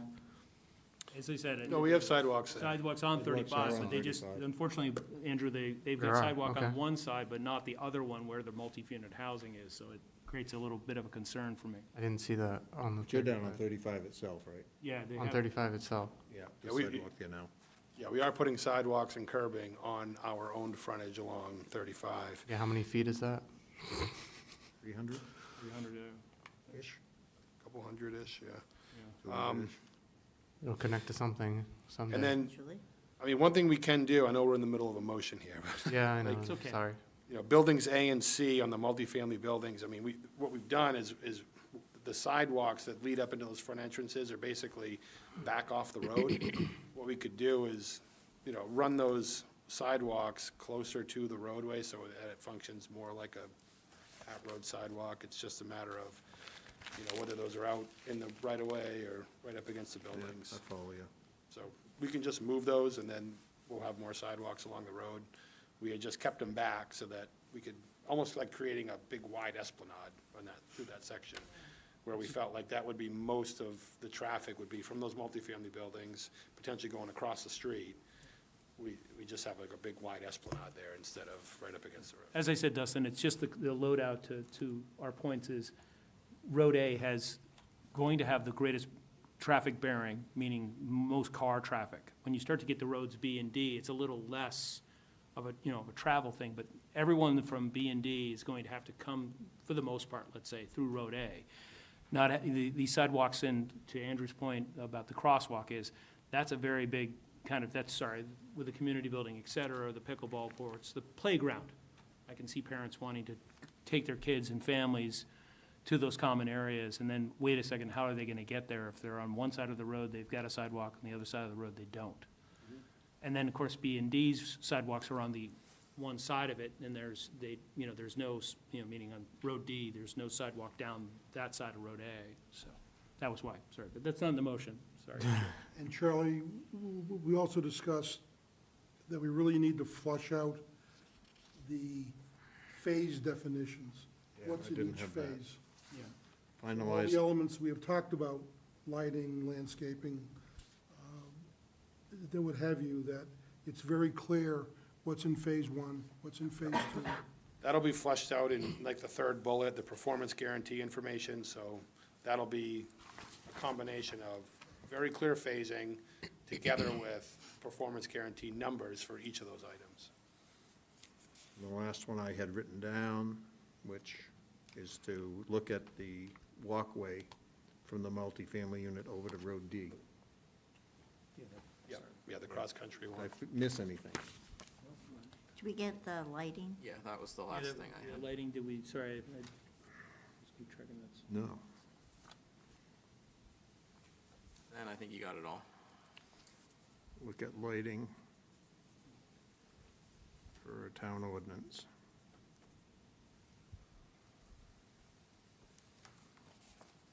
Better than Hannaford, Dustin, as you heard, so, sorry. I'm not being mean to Hannaford. just- Yeah, we don't have any big parking lots here, so we'll be all right. No. All right. I think we got that hashed out. There's a motion and a second, I believe, but, No, I just read it. okay. So it needs to, somebody needs to make that motion. I'd make the motion as presented to the board. Second. Moved and seconded. Further discussion? Seeing none, all those in favor? Very good. Thank you very much. Thank you, I appreciate everyone's time. Thank you for your patience, Dustin and Mr. Dandridge. We'll get there. Big project. A lot going on. All right, let me just put this all together. 8, almost 8. Blood sugar's telling me. Yeah. I keep track of time in my.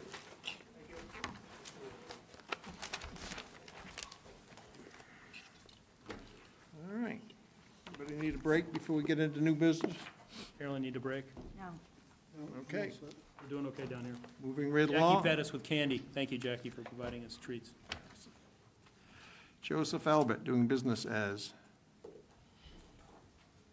is it Meowie Jane LLC, 234 Northeast Road, map 10, lot 48, site plan application to convert a portion of the existing operation from medical cannabis cultivation to adult use cultivation.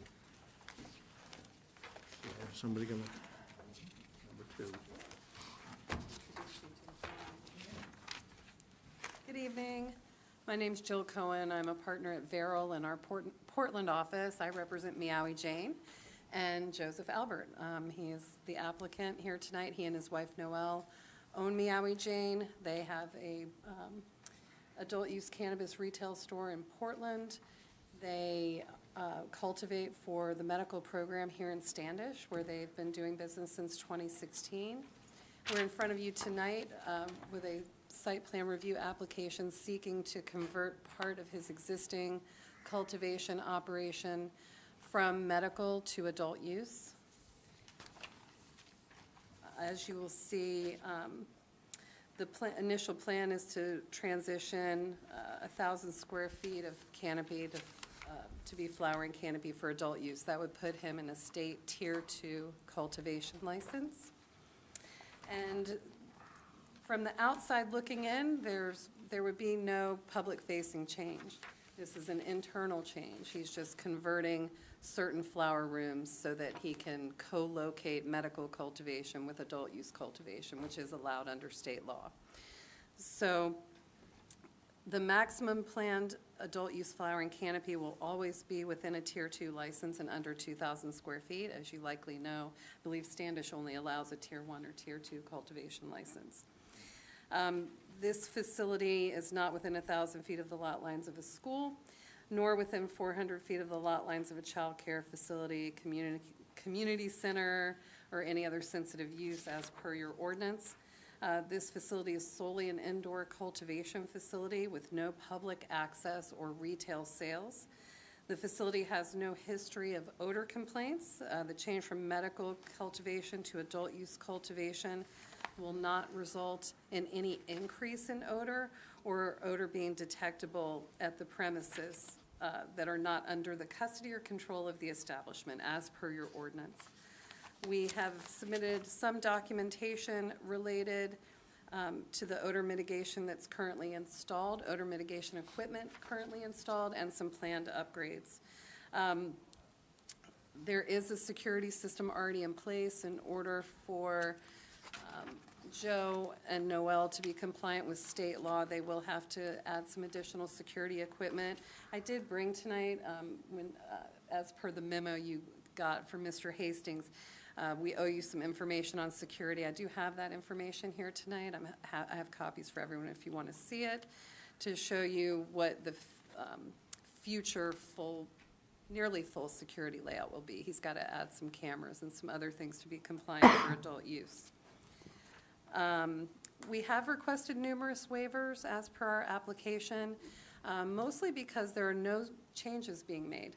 This is mostly a paperwork change other than some upgrades that need to happen to the security system. So this is simply to convert a portion of the existing cultivation operation that is now dedicated to the medical program to the adult use program. What this change does for Meowie Jane is allows them to grow their own product for their Portland retail store and for other wholesale accounts as needed. So I'm here with Joe to answer any questions you may have. Did I leave anything out for this part? No, I think that About pretty it. much covers it. Pretty much it. Yeah, the only things the board really needs to think about is whether the ordinance requires the odor management system be developed by a licensed engineer. The board wants to consider if they need some review on that point, or if, because it's an existing system without complaint, that you're willing to work with the upgrades as proposed, and then whatever information you can get on the security system. Would you like me to pass that out now? Yeah, please. And then, as I mentioned, there's a lot of waivers here to the site plan submission materials. This is something we deal with every time there's a change of use when there's no change to the site. There's no real need for a site plan when the site conditions aren't changing in any way. I'll note we've waived these on, had this similar, same extensive list of waivers on a few change of use applications, including in this building when the Caregiver Medical Grow that added a retail component a few years ago. We did these same waivers on this same site. I don't think there's any, it seems like a lot because it's waiving, again, all the requirements like put a north arrow on your site plan. But really, when there's no changes to the physical building or site, or then no need to add them, it's a reasonable request. I have a question, I guess, to start it off. I'm assuming that this change, I shouldn't say I'm assuming, is this change going to ultimately have more plants, more cultivation? Pretty much almost exactly the same. The only thing that changes is the regulatory changes. We do have to add some odor control and change security, but everything else is essentially the same. Oh, sorry, he needs to be closer to the mic, sorry. Come on over. No, there will be no changes. Essentially, all the changes are pretty much just a regulatory one, like which rules we fall under. And some of those changes include the addition of the odor control and the upgrade to the security system, but other than that, the operation themselves, it'll look the same. So how do we know then as a board, if you don't have a licensed engineer going over the odor control plan, I guess, how do we know that's adequate going forward? I was thinking about the way, I'm actually okay with the engineering. I have 2 other locations that have already gone through this process. One of them required the engineer, one of them didn't, but they all ended up being the same exact system, so. But I understand the need for it, so if you guys want it, it's really not that big of a deal. I mean, that's my input, is I'd like to comply with that requirement. Yep. I don't know what the rest of the board thinks, but I'm okay with it. I get the 2 cents. rationale. I'm so jaded to it because I've done it so many times and I'm used to it, but I can see without knowing for certain this works, that having somebody verify it makes sense. What kind of an engineer does this design? I don't know, I'm just asking. MEP. There are a couple of companies out there, if I may, that we've used, Mash Mechanical being one of them, which Joe and I talked about earlier today, because we did anticipate the board wanting some confirmation on this, so I think he'll probably talk to Mash Mechanical first. there would have to be some air quality expertise to HVAC person. HVAC person to Yeah, ensure. Have to be an engineer, or could CC Well, Mechanical? your ordinance does say engineer certified. So I had a client use Mash Mash Mechanical at a facility in Scarborough. They did a great job. So, I think Joe will probably call and speak to them, and if they can't do it, we'll call Plymouth There's multiple. Engineering and see if they can. But like he said, he's been through this process at 2 other, he also has a facility in Scarborough, commercial kitchen and a extraction lab. So he's been through this process before. Sorry, Chair, I have one question. Frank, you done? Oh, sorry. I'm done. My question relates to although the 1,000-foot for the school, I know for the fact, but polywogs for speckled frogs, that is a childcare facility. I noticed in the notes here, it's not the fronting of it, but the side of it. Sorry, I hate to say it. It is because of where your location happens to be on that side that's closest to their facility. So that's my only worry or concern is that, I don't believe the frontage is 400, frontage would be okay, but it's this, where the commercial, where the retail thing is more farther out. But you're on the side where, if I believe I've read the map. Just barely under the threshold, like 400 and something feet.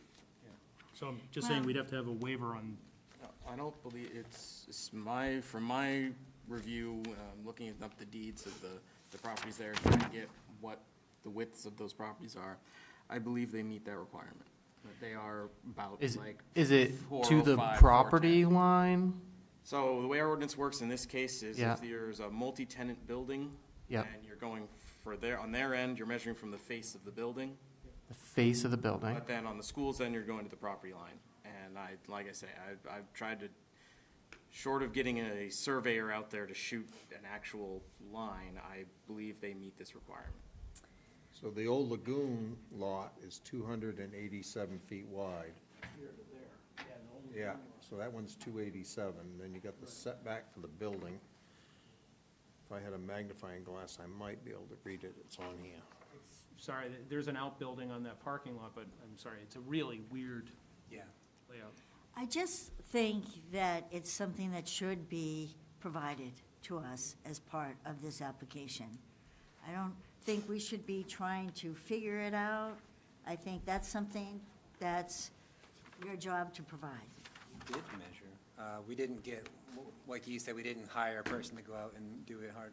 And we went basically into Google Maps, and you can draw it from the property line to that, and it's close But enough to in be. anything that you submitted, I don't see it. Yeah. Yeah, I just think it's not our job to guess at that and try to figure it out. It should be provided. Yeah, that makes sense.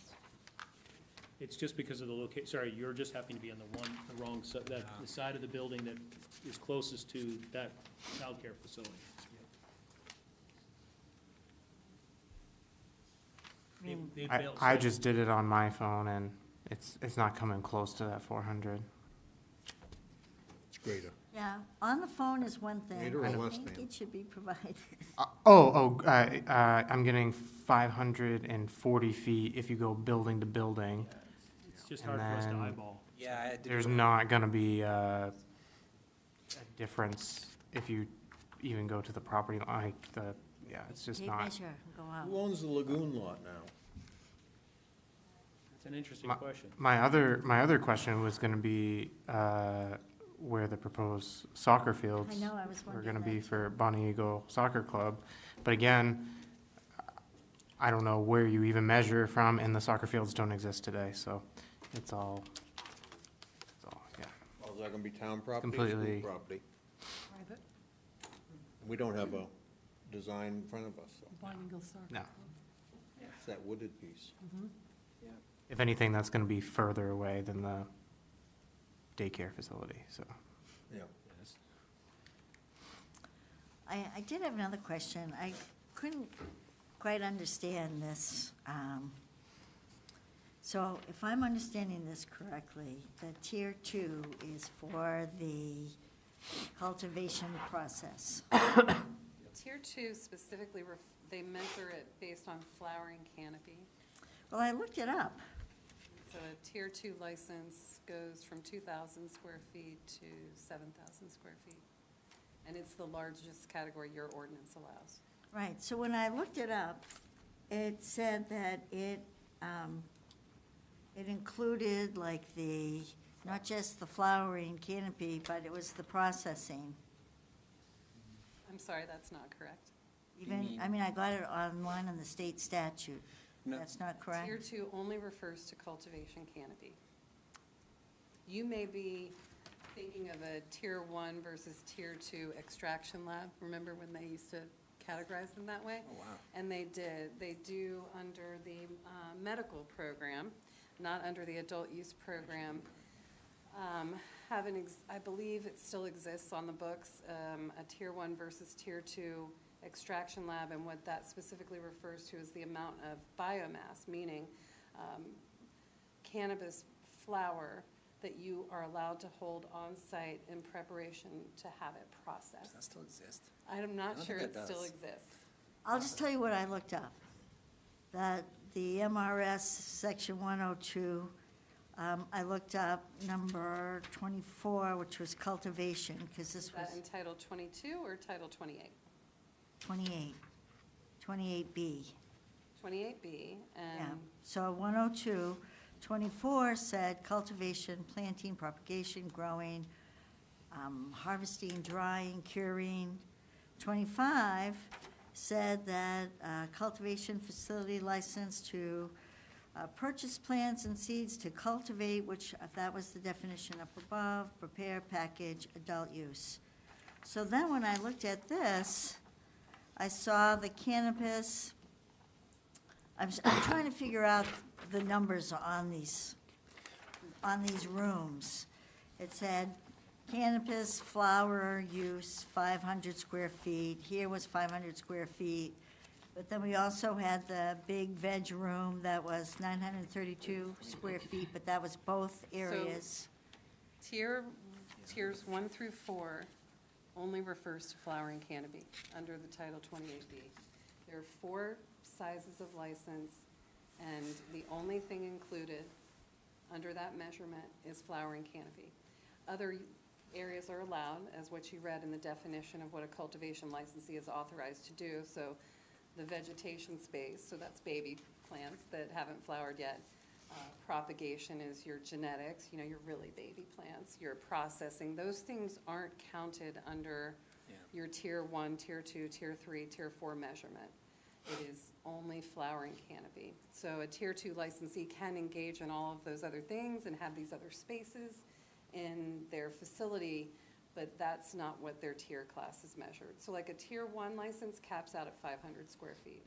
And that 500 square feet is solely flowering canopy, which the Office of Cannabis Policy field investigators will either measure the flowering canopy based on tables. Do you grow in tables? Yep. So to calculate Joe's flowering canopy, the Office of Cannabis Policy, they're not coming in, getting on a ladder, measuring over the top of the canopy.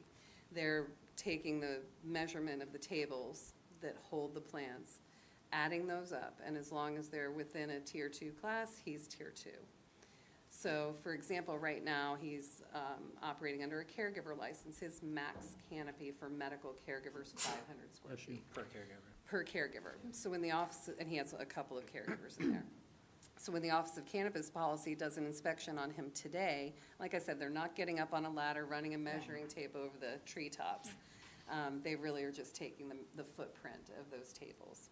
So a Tier 2 license would only allow him to cultivate up to 7,000 square feet. He's not getting anywhere near that. I think your max is 2,000. Our max will basically be just below. We technically don't even need the 2,000 for a while.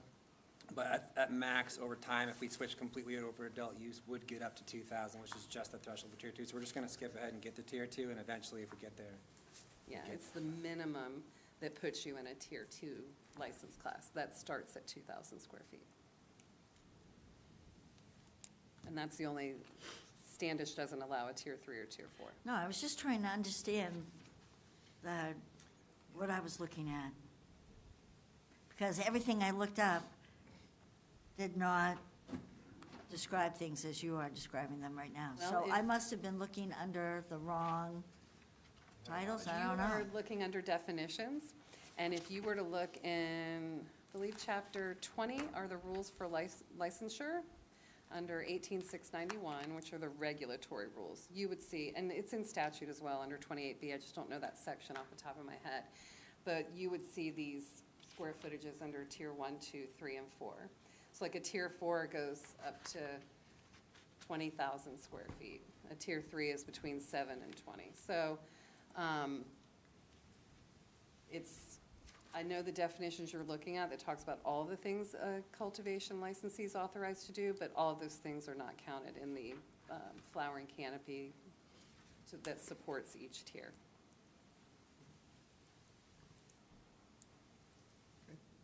It's, had looked it up, so it's 28B, subchapter 3, so section 301 is the cultivation facility license types. And you found it? Thank you. Thank you. Thank you, Scott. Because that did just confuse me. I was trying to make sense of it and I could not.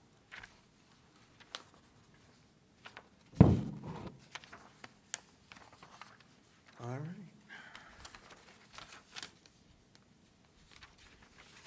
Refresh my memory on all these waivers. We discussed this the last time they were in here. Most of it's because they're in the existing building, no external The changes. submission requirements for site plan are largely concerned with site plans. So when you are a change of use in existing building without changes to the site, you don't have a site plan, basically, all of the items need to be waived because they don't need to submit one.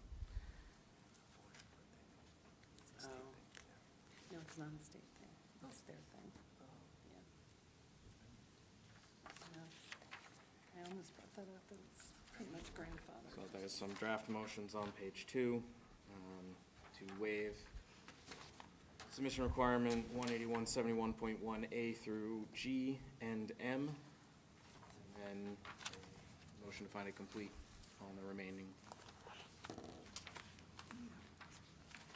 The odor part, sorry, is that a different motion? So, then you're, I mean, I guess if you want to work that on the completeness or not, that would be under completeness or on approval.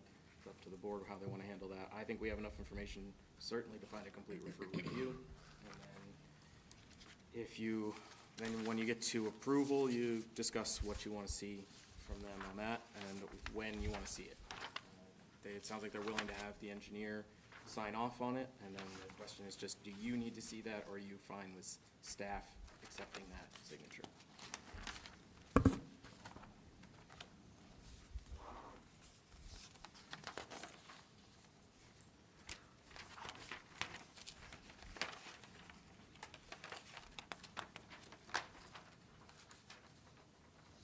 That's right off the checklist, that's what I thought.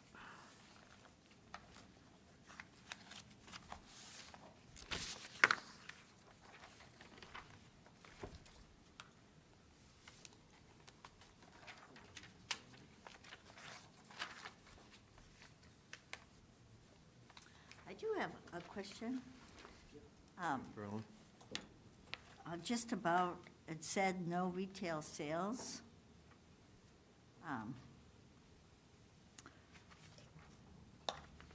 So, I mean, it looks like you're open, like, it says open. Oh, different businesses.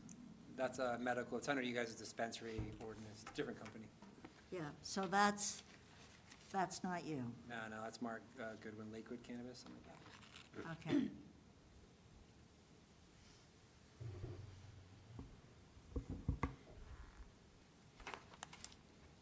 So A through G and M.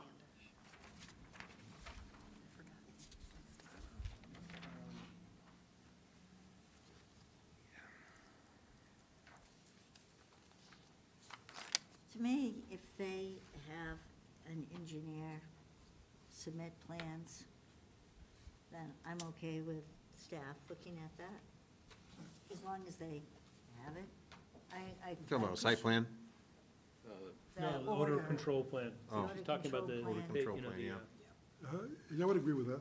Yeah, oh, yeah. The staff could see the result. yeah, Yeah, as long as the as long staff as- sees it, I mean, sorry, that's fine with me. As long as they do it in. Staff, they agree to that? No, I support that. Saves us coming back to another meeting. Not that that's a consideration, just understand, we love your company, but, you know, We're fine either way.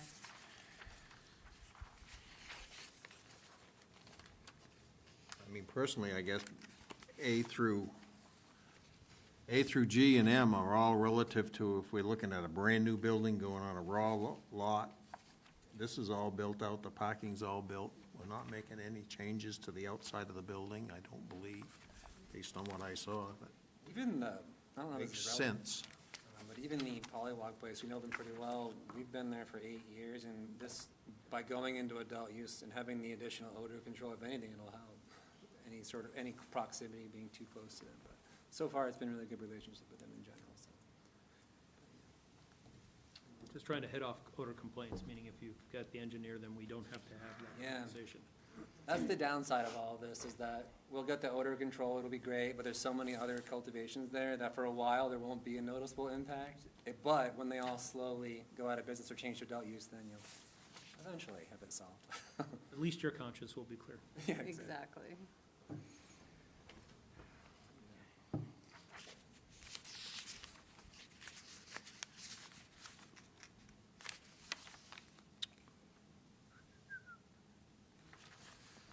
All right, It's pretty straightforward. other board members relative to the motion for a waiver from submission items A through G and M? So this is Okay. Nothing to do with the that. building. Andrew, what do you think of that? Yeah, I'm good.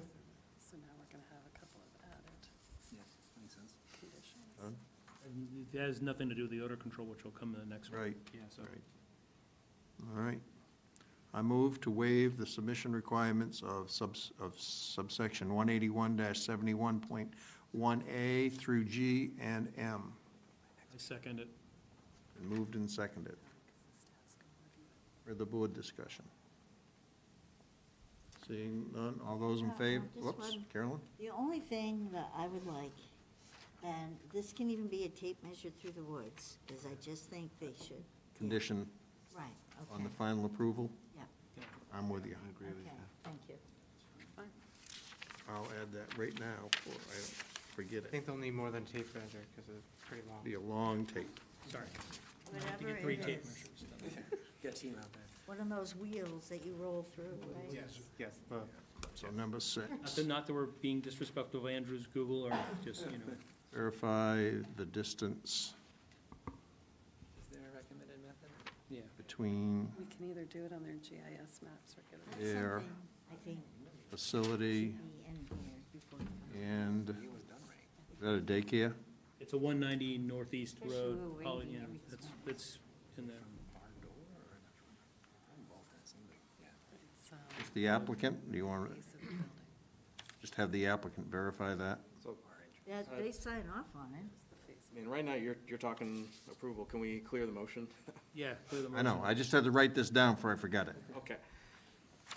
All right. And- Back to the motion. And Charlie, there's been no public input either. Oh. Just Thank you very much. So before- There is somebody just now.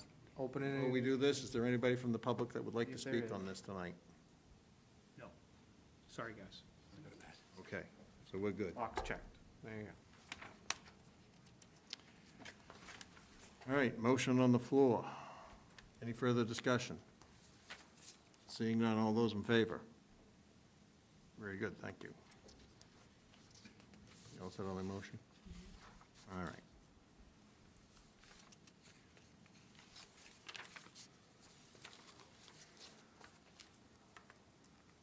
So then, we're not gonna waive the odor management plan being prepared by a licensed engineer. So, That needs to be a condition of approval as well. yeah, in this engineering. And I have them verify that with an engineer for staff review. 7.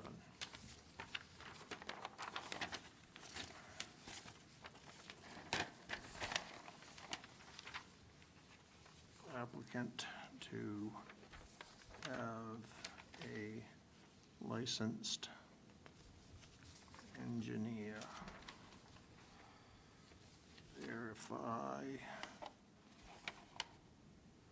the odor management plan per subsection 181:17.4C, No, 19.4C. 19. Different subsections this way. 181:19.4C. All right. And the other one, to verify the distance between the facility and the daycare facility and provide distance to staff in writing. Okay. So then, the actual motion would be to move that the board grant approval under provisions of the Standish Land Use Code for the site plan application submitted by Meow Jane LLC for a proposed adult-use marijuana cultivation operation at map lot 10-46 in Standish, having found it to meet the site plan review criteria of subsection 181-73, the performance standards of subsection 181-10 and subsection 181-19-4, and all other relevant standards of the zoning ordinance with the following conditions. You gotta take that last one out though, right? Because we're not gonna let that one slide. The 181-19-4 has gotta come out, because they're gonna verify that. Correct. That becomes a condition now. I mean, you're finding it meets those with the conditions.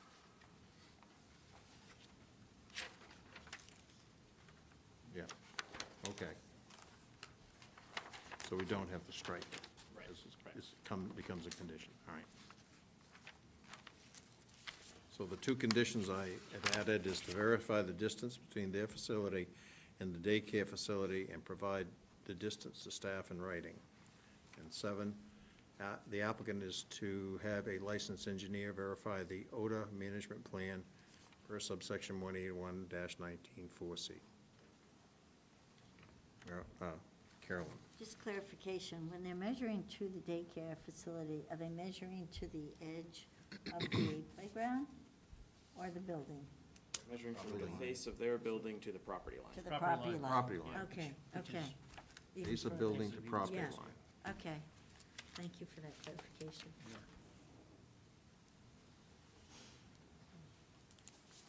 Is that property line marked or something? Sorry, it was There's a years ago. Stone wall, right? There's a fence there too, I believe, around I'm the, trying to remember if Franklin Brownfield. Environmental ruined the original property lines when they did the mediation out there. Thinking myself. Looks like they're mowing to a certain, I think there's an old stone wall there. I know there is along the road. Okay, well, that answered the question anyways. Hopefully there's something there. Used to be something there, yeah. 'Cause otherwise, it may require a survey. There was They a do have a point. survey plat. There was, Yeah, there is. submitted it. It's in your stuff. It shows a stone wall. Yeah, that's what I'm saying, it's in there, it used to be there. Be able to It's the all-black one. Yeah, yeah, that one. It's the old Sylvania properties. It's in there. Okay. Did I miss anything? So the motion's on the floor. I don't think we've made a motion yet. I make the motion as presented to the board. I'll second it. And moved and seconded. Now, further discussion by the board? Seeing none, all those in favor? Very good. Thank you so much. Thank you for your time, guys. All Nice right. to meet you.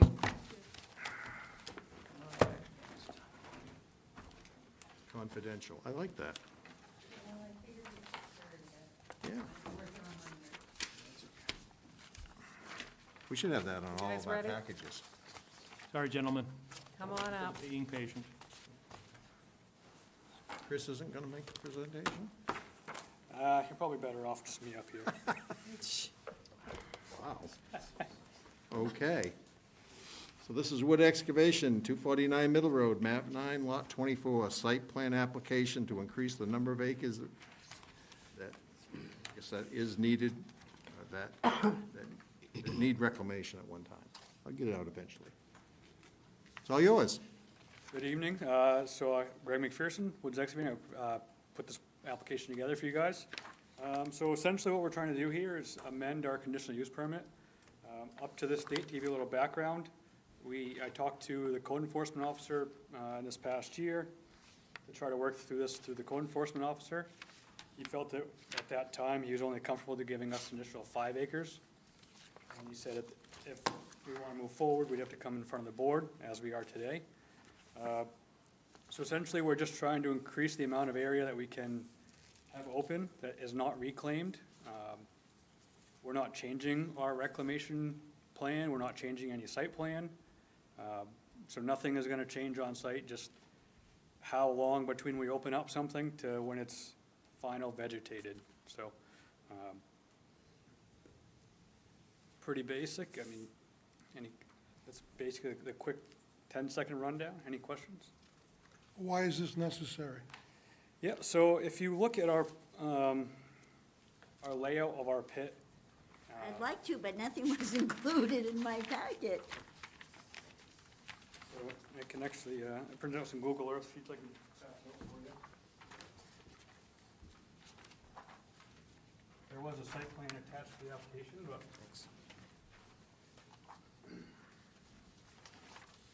Thank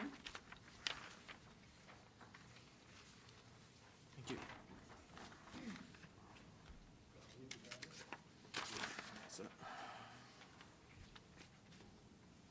So as you can need see in one of this these. Google Earth image, the pink thumbtack or the purple thumbtack labeled Baxter Pit, that's the parcel that we're talking about tonight. You can see that it's a winding path through the woods. With the wetlands on this property, we're not able to just open up, a big swath in one spot. We have to work with the terrain and the setbacks around all the natural resources. So a lot of our stockpile area that we're allowed currently is taken up by road, just so we can access every area.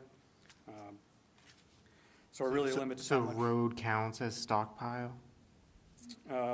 Is that what you're saying? Under Standish, yes. Understand, okay, gotcha. The main issue is unreclaimed. Yep. Unreclaimed, okay. So Not current, stockpile, but it's also not vegetated.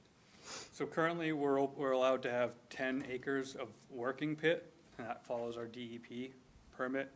And then we're also, with the code enforcement officer amendment, allowed 10 acres of unreclaimed pit. So to open up more areas and to allow a stockyard, we're already kind of pushing where we're at, and we're already running out of room when we have our largest stockpiles now. So our intent always is to have the materials ready when we need them. So we have larger stockpiles at some points of time of the year versus others. So, as we go through the winter, that's our goal to build those up. And we're busting at the seams and we're out of room.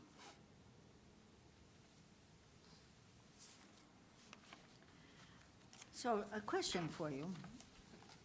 If you're not excavating any more area, but you need lots, I mean, almost triple what you have for unclaimed area,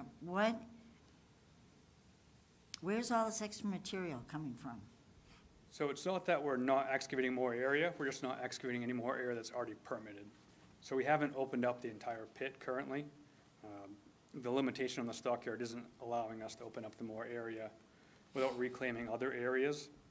And the problem that we're running into is, when you drive in that first entrance, we haven't fully depleted that first area yet, or the second area, or even the third area. So we can't reclaim those areas until they're fully depleted. And every area has different types of material, so we're kind of working out of each different area at different times of the year for different materials. So they're not fully depleted, so we can't reclaim them yet. Well, with all due respect, this does not help me at all understand, like, having that little purple dot be 30 acres. So if you look at the map behind you on the screen that we provided with our application, that shows you what we're allowed currently for the total pit area. So that's all the areas that we're allowed to, or have in our site plan to excavate through the process of our current conditional use permit. So just to clarify, your 30 acres is what's open already plus. No, we do not currently have 30 acres open. It would be if we grant There's a the. lot of confusion around. Right. So all this area in here that's shown in brown on our aerial photography, Yep, on your piece, which is this loop here, not Grondin's. yep.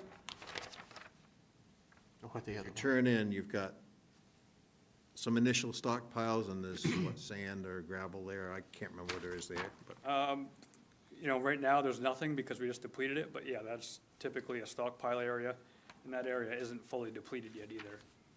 so then, really what you've got here is, this is really just a road network with some minor, Correct. this is just a road network over to this area where you're mining. Yeah, so if you look on the map here, on the left-hand side of the page, there's a driveway entrance going into Area 1. That's that first open area that you see.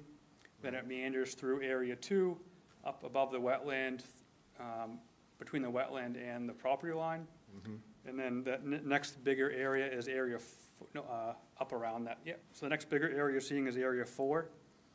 And then the road continues all the way down to Area 5, where it says right there. And that's where our, Sand, that's where our wood waste recycling is. So that's all of our stumps, our loam, that area. So This area 5, That's Area 1. for heaven's sakes. So why do the other two look so much bigger, the other two pits, especially the Shaw one on 113? Why does that one look so much bigger? But Scott, did they require more They of anything? have Different, I Stockpile, don't have the recommend- exact numbers off the top of my head, but I mean, each approval has a certain number of area open tied to it. Yeah. They must have a larger, they definitely have larger working pit areas. At least Grondin does. for Any of the sure. mined area where they have stockpiles is exempt from the 30 acres, if you will, Well, by state statute. so they have their I guess- state approval for 10 acres of active pit, and from the state, that's all the state cares about. The stockpiles, the other areas are not regulated by DEP in this area set. And that's a moving face. They can be excavating constantly. The 10 acres can keep moving around. They don't have to necessarily reclaim other areas. Our ordinance also does not specify a limit on stockpile unreclaimed areas, but the board has been setting a limit in the approvals so that we have a number that we can attach to the reclamation performance guarantee. And that's the key. How much is it gonna cost us to reclaim that if wood excavating That's walks really off? the question is in terms of a regulatory way, we don't have a hard limit in our ordinance or from the state on how much area they can have unreclaimed at one time. We just have a procedural limit on, you can only clear as much as we have a performance bond to reclaim, should you not reclaim the pit as as you're required to do. And the CEO can choose to change that There's until he feels uncomfortable. requirement, there's an allowance in approvals for the CEO to make minor changes. Yeah. He discussed this with me. Given that there are no actual requirements that limit the sizes, we felt that was a Well, minimal. the original planning board was the limit, right? Right. That was the, And okay. he is within his jurisdiction to make minor changes to planning board approvals. Well, he could make a minor change to 15 next year, 20 the next year. Those he are all, felt- those are all minor, right? No, yeah, in the granting of the original 5, he said this Okay. is the most that I feel is comfortable under a minor change. And, Total, additional total of Additional 5. yeah, the additional 5. And now we're back here to see if more is needed, or we Yeah, at that time, I did ask for more, you know, it was my intent to get what I'm asking currently. That's when he pushed back and offered what he thought was a minor change, so that's, you know, that's kind of what brought us here today. So what's on the 30 acres right now? Is that like trees? Some of it's cleared, which we're allowed to do, some of it's trees, so it's all areas that will be excavated at some point throughout the life of the pit. It's all areas that are colored on this map as they are permitted to excavate. It's just a sense of how quickly do they need to reclaim them. Well, and are we supposed to see a plan of how they're going to reclaim them? Yeah, that was attached to our, So we have we have a plan for reclamation from the initial approval the board granted them.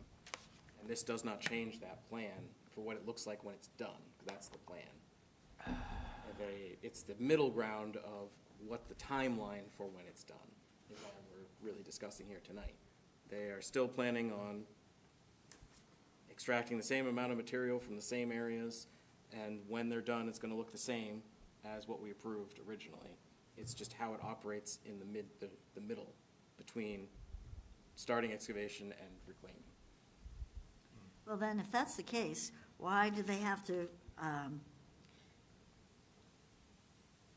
so now, I mean, it said the reclamation of originally approved 5 acres. Now, you know, that's jumping up quite a bit, so that has to 6 change the final times plan of what that looks bigger. like. Well, the area was always going to be excavated. They were always going to excavate those 30 acres, more, I believe. I don't remember the total. yeah, it's more than 30 acres that we're gonna, that we have permitted to excavate. So, like he says, the amount of excavation that we're gonna do isn't changing. What we're reclaiming isn't changing. How we're reclaiming it isn't going to change. It's just the timeline from when we start to when it gets reclaimed is the So variable. currently you have 10 acres and you're asking to, you know, go from 10 to 30. Correct. And But so- again, of open area, it doesn't change what they're ultimately Right, going no, to I'm just do. making sure, because I wasn't on the planning board during Me either, 2021, John. so. And that would be additional to the 10 working areas, so that, So 10 to 30, correct? for the area needing reclamation. Yeah, just trying to make sure of the math. So the area that is up there is Area 5, like Deerfield soils?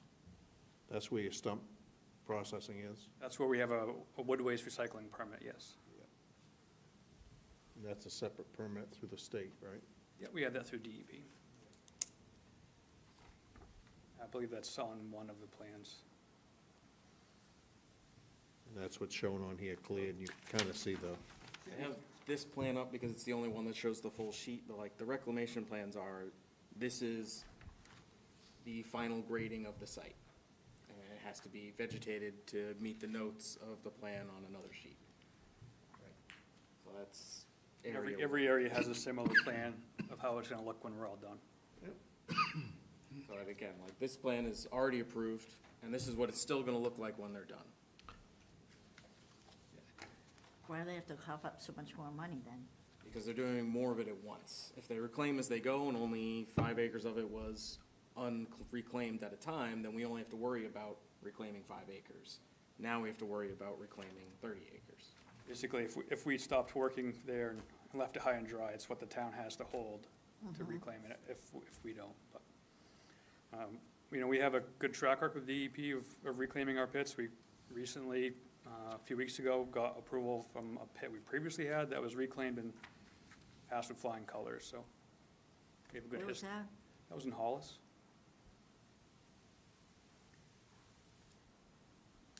I'm a little slow on this, so help me out. Yeah. So the 30 acres are part of what is already there? Yeah, so we have, the totals, I forget the number of acres that we have actually as permitted excavation area, but it'll be a portion of what's on that plan.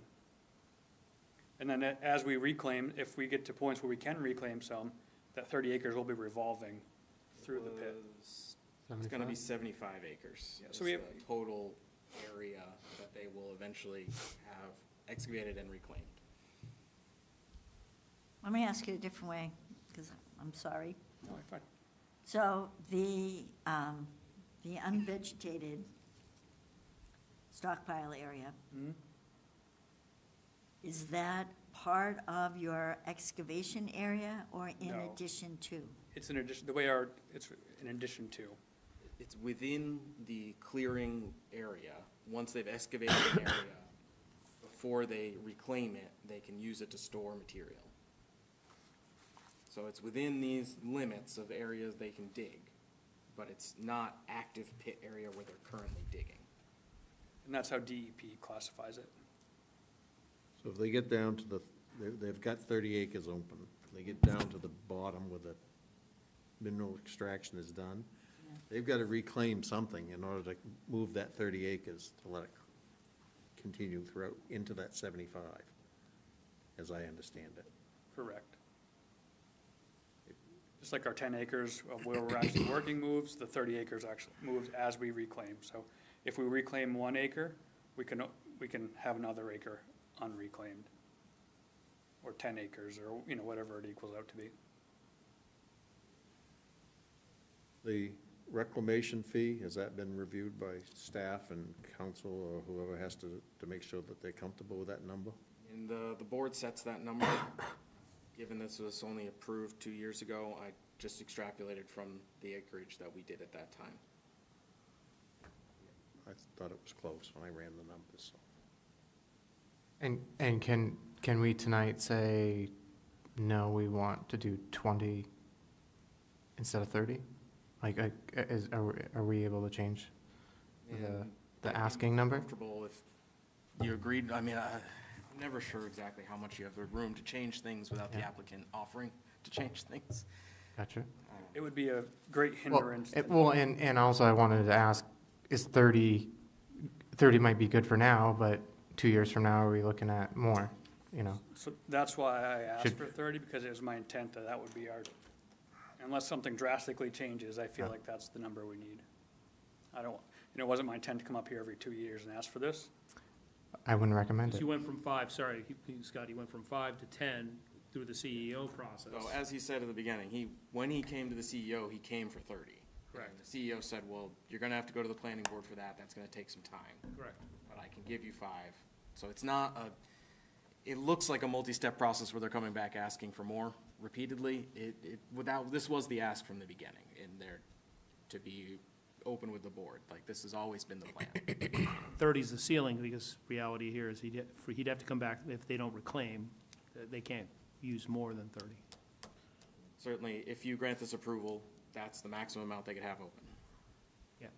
And the CEO would, in a sense, not be able to make any adjustment to that. I'm just, quizzing myself here.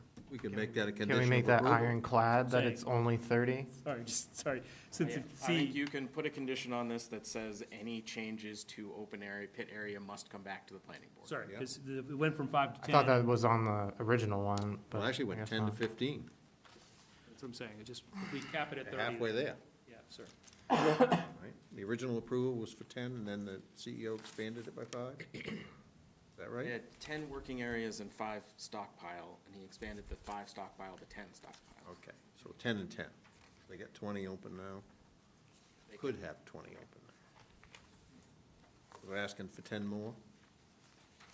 They're asking Asking for for 30 total. 30 total 30 disturbed area? total, 30 total of the 10 they have now, so 20 more acres of stockpile area.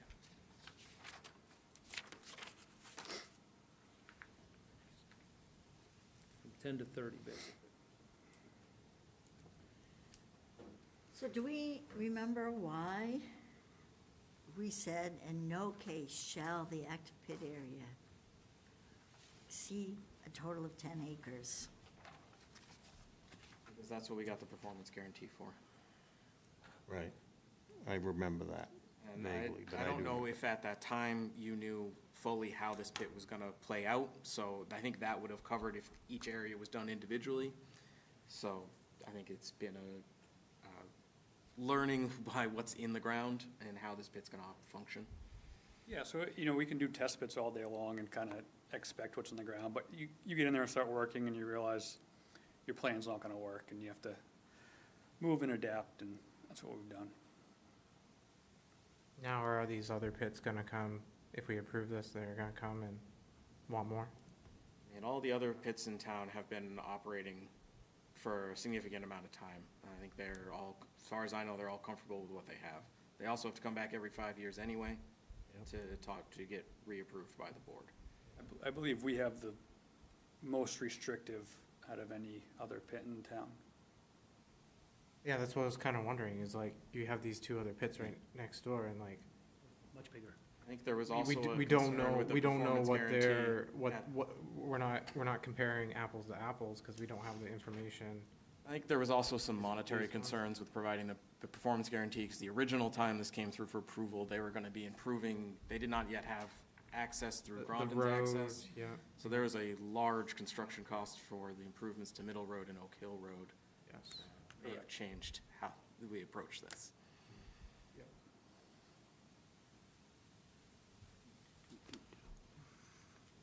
I was trying to explain being fair, and also then the repercussions of approving something with other pit, and there are other pits in Standish as well. And, I believe all the pits fair have game more to than 5 get more acres. approved than, or just ask the CEO for more, it's one of the two. I guess my only concern would have been, and still, as long as we have the money to reclaim it ourselves, if the applicant walks, I guess I don't have an issue with it. I think that's the main I mean, thing. it's- I you look did propose one condition, just that the stockpile area can't be within the vernal pool buffer, that they have some permission to excavate within. And that, just to, That follows our That DEP area. permit as well, 'cause we have to reclaim that immediately, so that's not an issue. Is that off the first section? it's Area 3. This Are is, there other sensitive areas? We followed every DEP setback and every regulation, so in their eyes, there are no other concerns. that's the only wetland of special significance. You can see a number of other wetlands on the site, and they all have various buffers that they cannot, but the only one where they have permission to excavate within the normal buffer is this Area 3 here.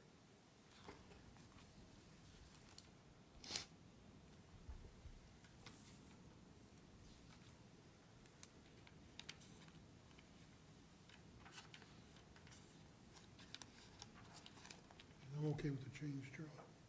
What's that? I'm okay with the change, You're okay with the change? the proposed. Yep.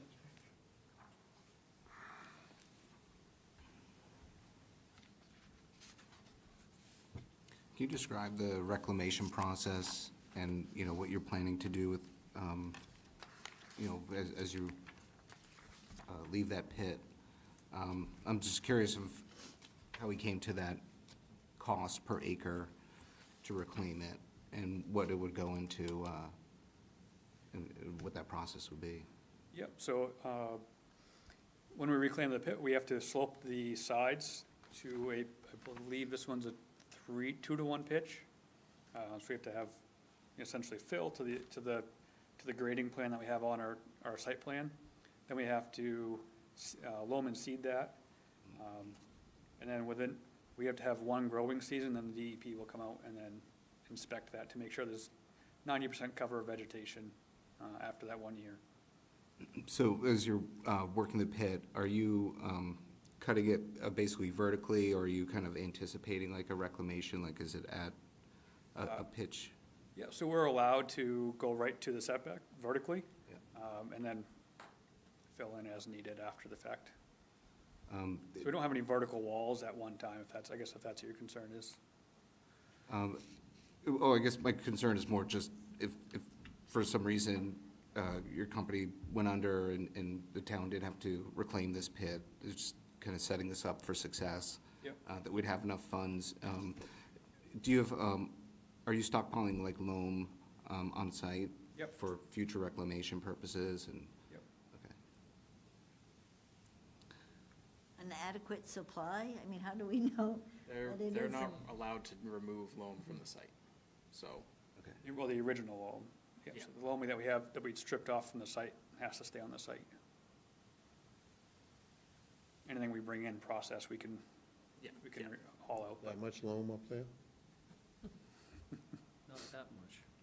Yeah, something, yeah. And Patrick, we do have the calculations from when they submitted before, so it's the grading, screening, cleaning up the monitoring wells, seeding, is the working pit area, and then grading, seeding, screening. $1,000 to grade an acre? It's pretty What rough. their grading. engineer provided and what I our know- engineer I know said was reasonable Peter will. at the time. You get a D8 and it's a 200 by 200 foot area, you should be able to do that. Should be able to. You're not gonna do it with a small piece of equipment, though. The town wouldn't be able to do it, I don't think, the equipment we have, we'd have to, No, I don't think we would. have to be hired out. Yeah, so when do they kind of correct the estimates based on what it would actually cost today? The gravel pit one doesn't include much in the way of adjustments. Some of our other performance guarantees have elements of that to try and be better. I think with the gravel pits, we look at it every 5 years. At that time, we go, is the number sufficient? Move forward from there. Is that through the planning board or to council? So every 5 years, Us. every gravel pit in town has to come back to the planning board for reapproval, and at that time, we go over everything, including the reclamation plan costs. Well, this is a pretty big jump in acreage. Couldn't they just readjust it right now and start the next 5-year cycle? I mean, that would involve a lot more engineering work. I mean, we'd have to get engineers' opinions on that. The way I propose to do it was we accept this for now, and they have to come back in 2027 from their original approval. That'll be 5 years, and we'll do the whole thing then when we're doing the whole thing. It seems unlikely that we would draw on this in 2 years. Yeah, so Highly that unlikely. seems reasonable.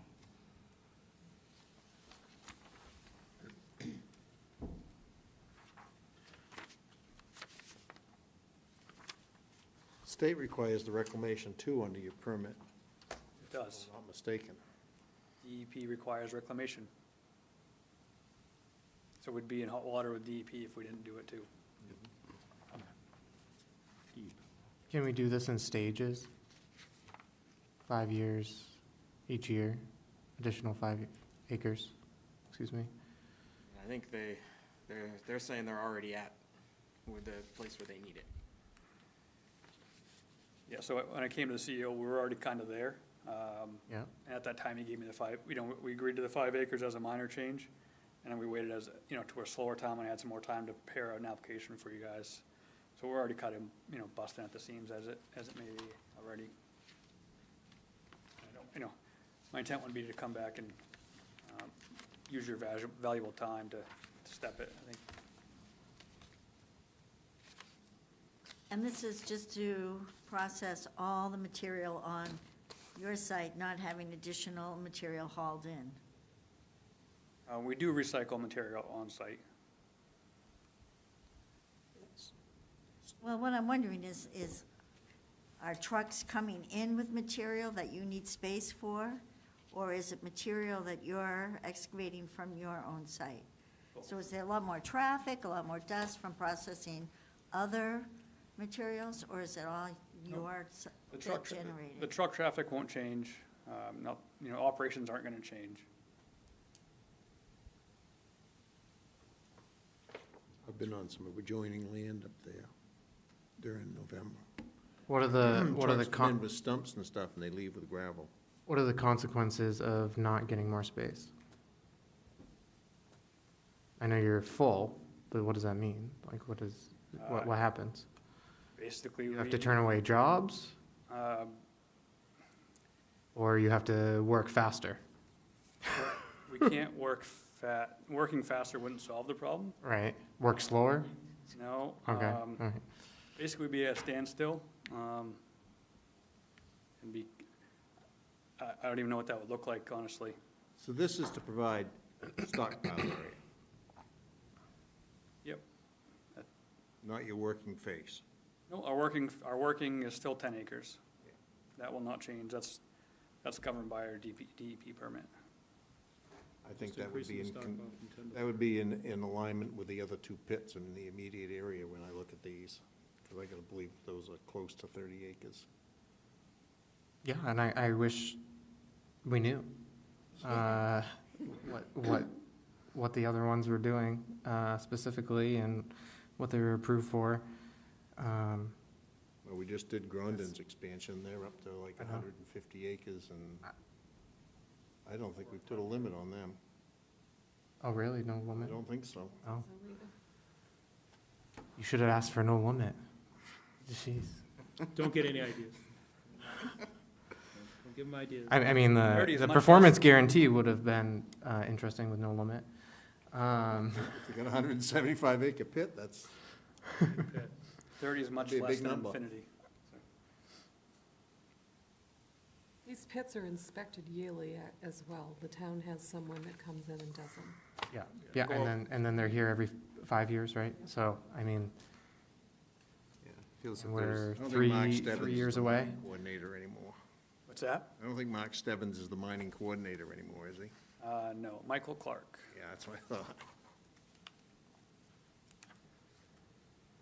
I'll just say, my biggest problem with this whole thing was the lack of information, because as a member on the board who has not been here when you got initially approved, not having this, not seeing this, there's just a lot of pieces that are missing, not knowing what's standard practice. So these set of plans was submitted at the time of this amendment application. Yeah, It seems like, Carolyn, we're doing these pits one at a time, application per application. This one doesn't have limits, the other does, so it doesn't seem like there's too much standard. Well, And it's certainly not a standard if we're going from 5 to 30.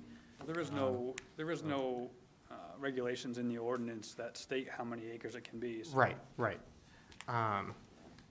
So I And don't. DEP doesn't cover it, so it's kind of a big gray area. Yeah, again, from my perspective, the big thing is, do we have the land, do we have the money to reclaim it if we have to? And it sounds like Yeah. we have a number. You're happy with that number? If you're happy, I'm happy. And that's a static number? It doesn't change over It will be reviewed at the 5-year renewal. at the 5 years? Okay, cool. It's in 2 years, sorry, doing the math. 2027. sorry, You're coming back here anyways. Yeah. I have nothing else. If anybody else has anything, or public has anything, or June 30th. No, It's there's no 9 public- o'clock. There's no Yeah. public here. well, you just offer it up. So really, the only You change have an from, email to go into the the public. original application is now they're using, this would come under site plan criteria A, vehicle and pedestrian safety. We're not using Middle Road, which we looked at initially. We're we now did. looking at Grondin's. I mean, we already approved that Access. change. Like, that was the amendment in, Yeah, They're using that teeny tiny 2022. bit of Middle Road. yeah, so that's not even an issue anymore. Everything's still internally drained. Correct.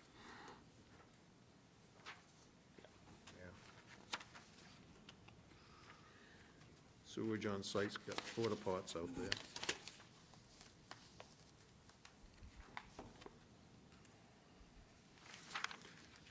All right, well, let's see. I think we've got enough information here to review this based on the initial, nothing really changes to the initial approval. Right. Just the amount of area we can have open for stockpiles. That's really it in a nutshell. And you can clear whatever land you want for the stockpile. Yes. I mean, It's all within part of the original approval. limits of the original approval. Within those 5 areas. Yep. Yeah, 6 areas that are going to be excavated anyway. right. Right, they can't clear in the vernal pool area or the setbacks. Or any other area. Except for the one area they're that's allowed not to harvest. This doesn't change the plans at all. No. Changes the stockpile area from 10 to 30. Yep. Well, I'll move that we find the application for an amendment to the proposed gravel pit on Middle Road, map lot 9-24, to be complete for review purposes. I'll second it. A motion and a second. Discussion? Seeing none, all those in favor? Okay.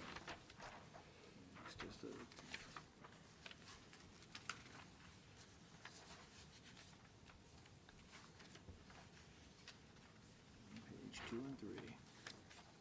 So as I look through the conditions, number 2 is the performance guarantee in the amount of $45,875, and which meets the condition of subsection 180-116, must be approved and accepted by the finance director prior to the expansion of the stockpile area. Have they looked at it yet, or is that? We haven't been given an exact financial document. I assume they're going to amend their existing, I think we have a bond or letter of credit with. We have a bond. Obviously, we wanted to wait for tonight to provide you that, but yeah. Our intent would be to provide a new bond. So the finance director for the town has seen this, they're okay with that? They have not seen this. They will see it when the bond information is provided. Ah, okay. That stays. You've seen the conditions? Can you On get a our, copy of them? I think the only thing I'd change from what was sent out is just in the amendment on number 1, just to add the sentence that any future changes to these areas have to come to the planning board. It's not, that was something I think a couple members asked for at the beginning. Yeah, That's under number Mr. Chair, 1. that kind of blocks the CEO Yeah. from, So there'd Yeah. be no future CEO changes to the open pit area or the stockpile area.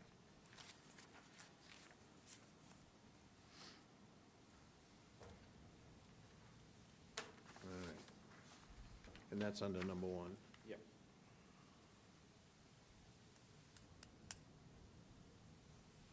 until June 30th, 2027, when you come back in front of us again. Yeah, it's coming back anyway, so. I think we'll see you every year for renewal permits, so Our company is so much fun. It is. it's been a blast. So does anyone want to make that motion? Mr. Chair, I'll make the motion as presented.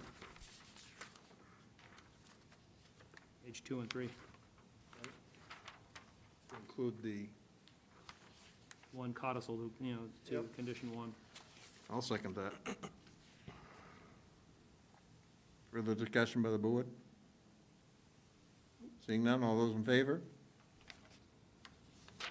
Unanimous, very good. Dig away. Thank you. See you in June of 2027. You're on the board. Want to thank everyone for their time tonight.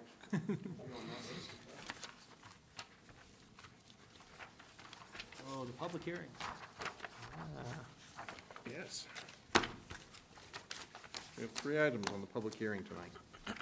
So we have 2 public hearings. The first one is amendments to a few different places in Chapter 181 to establish the town's ability to collect impact fees for the purpose of recreation and open space and for public safety. So these would be fees assessed on new dwelling units at the stage where they apply for building permits, to help the town fund the additional requirements of new units on those two departments.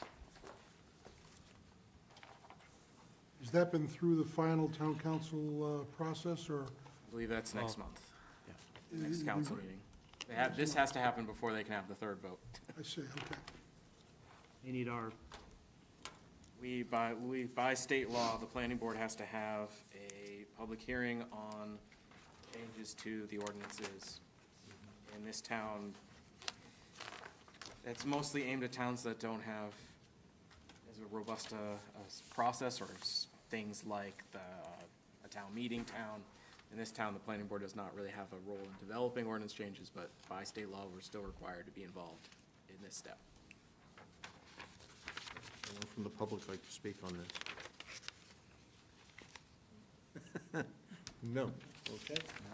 I'm curious a little bit about this. Would this apply to anything we have before the board now, like specifically the 155 units that we're Well, reviewing? like I said, these are collected at the time of building permits. There's nothing in front of the plan, there's no grandfathering, unless you've already pulled a building permit, you're already building. Okay. Once this is voted in, and I think there's a 30-day window before it actually hits the books, we'll start collecting them, assuming that You gotta the get that finance permit committee has Monday, actually set the Patrick, fees. for that big expansion on the house. And this is for all of Standish, all zones? Not All zones, specifically? all new dwelling units aside from accessory dwelling units. So a new single-family dwelling unit on one lot would require to pay this impact, okay? You gonna Do we stick have a- around to do that for a few years? Is there a value to that? The finance committee is charged with setting them per the methodology developed by the town's consultant. There's a maximum amount that they can set them to, Okay. but I don't know where they're gonna set them. impact fees haven't gone, sorry, when I was on the budget committee, we railed against the fact that the impact fees hadn't changed in years, and we implored the town council, and I'm ecstatic to see the council trying to do something, because impact fees haven't changed, you know, in a long time. Did we get the language for these amendments in our packets? No. No. No. We don't usually furnish them because some of them are like 30 pages long. And this hearing is really, in a sense, to allow the town council, to the 14th, I believe, sorry. the They next- are on the website in the town council's agenda items from the last two meetings, both had It gives those the items on public them. a chance to respond ahead of time, so at least they have a clue what's coming down the So pike. I if think. you, Yeah, you it's can not, either it's not really if you want us copies, that, just shoot me an email, or they're on the website under the council's agendas. the purpose of the public hearing is not really us, it's really the public, right? Yeah. It gives another chance for them to talk to people that don't make the decisions. I thought it was also in the code that it gives us a chance to say what we collectively think about. There's nothing Yeah. in the code. There is no strict allowance for that either way, but, I mean, if the board ever Certainly wants can. to do that, they can. Yeah, we are members of the public of Standish. Yeah, so we can sorry, it's like the comment. budget committee. The budget committee can only suggest to the town council, but the council really controls the impact fees. That's where they lie. So capital impact, the impact fees, are we good with that one? Going to the last one? All right, so the ordinance committee has been working on the ability to have new commercial businesses in the Sebago Lake Village zone. This was prompted by the gravel pit there, starting to look at their reclamation plan and what they're gonna do with it when they're done operating that site.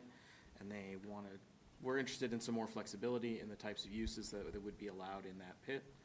So they talked to the ordinance committee. The ordinance committee felt that that was an appropriate response, that that zone does not currently allow for much in the way of commercial development on lots that don't immediately front on the arterials. So they have developed a new street type classification for a business street that would be allowed to build through the back lots in that area. They do have to directly connect to one of the arterial roads, so they can't come off of a residential street or anything like that. And they would allow a large swath of commercial development.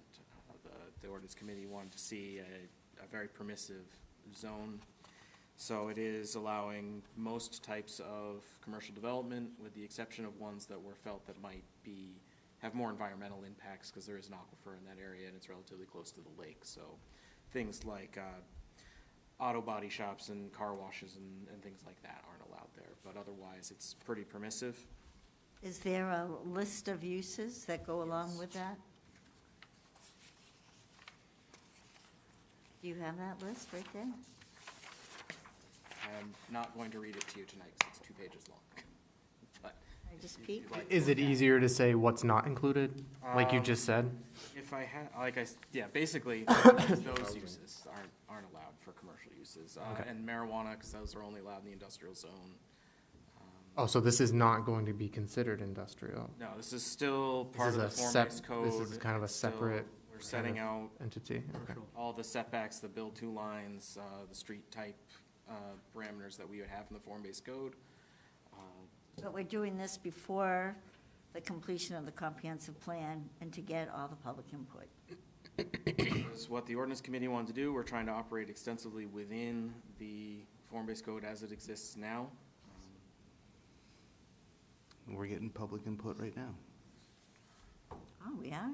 Yeah, sorry, it was an opportunity, and there's the 14th, or the next town council, and, sorry, impact fees haven't changed in so long.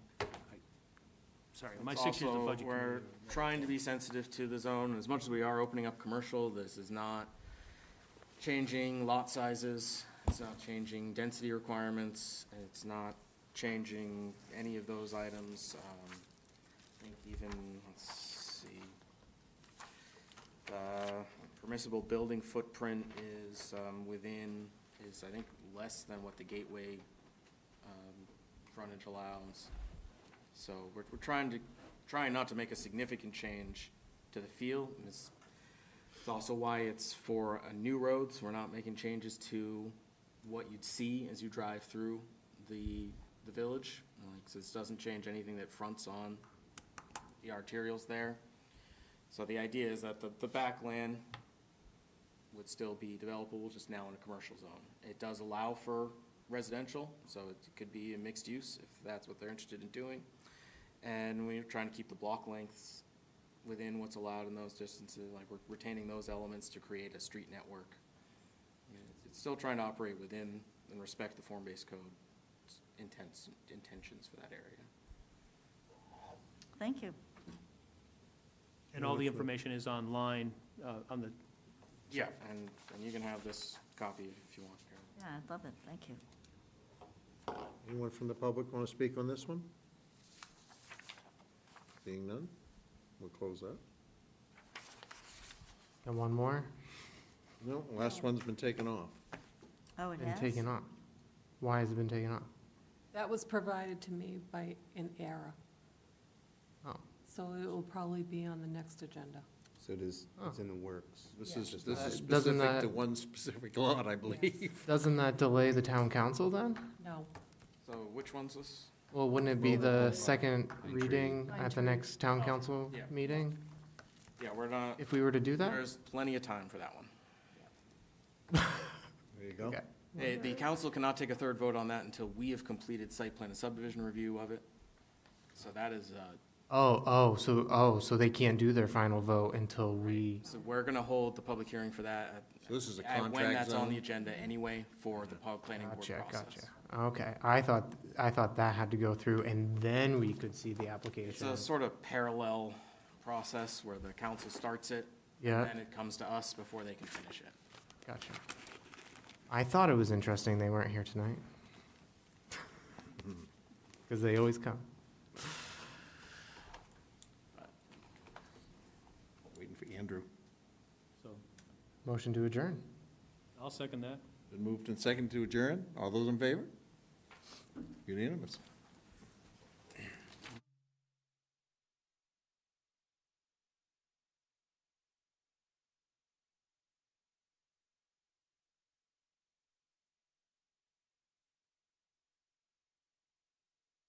Aye.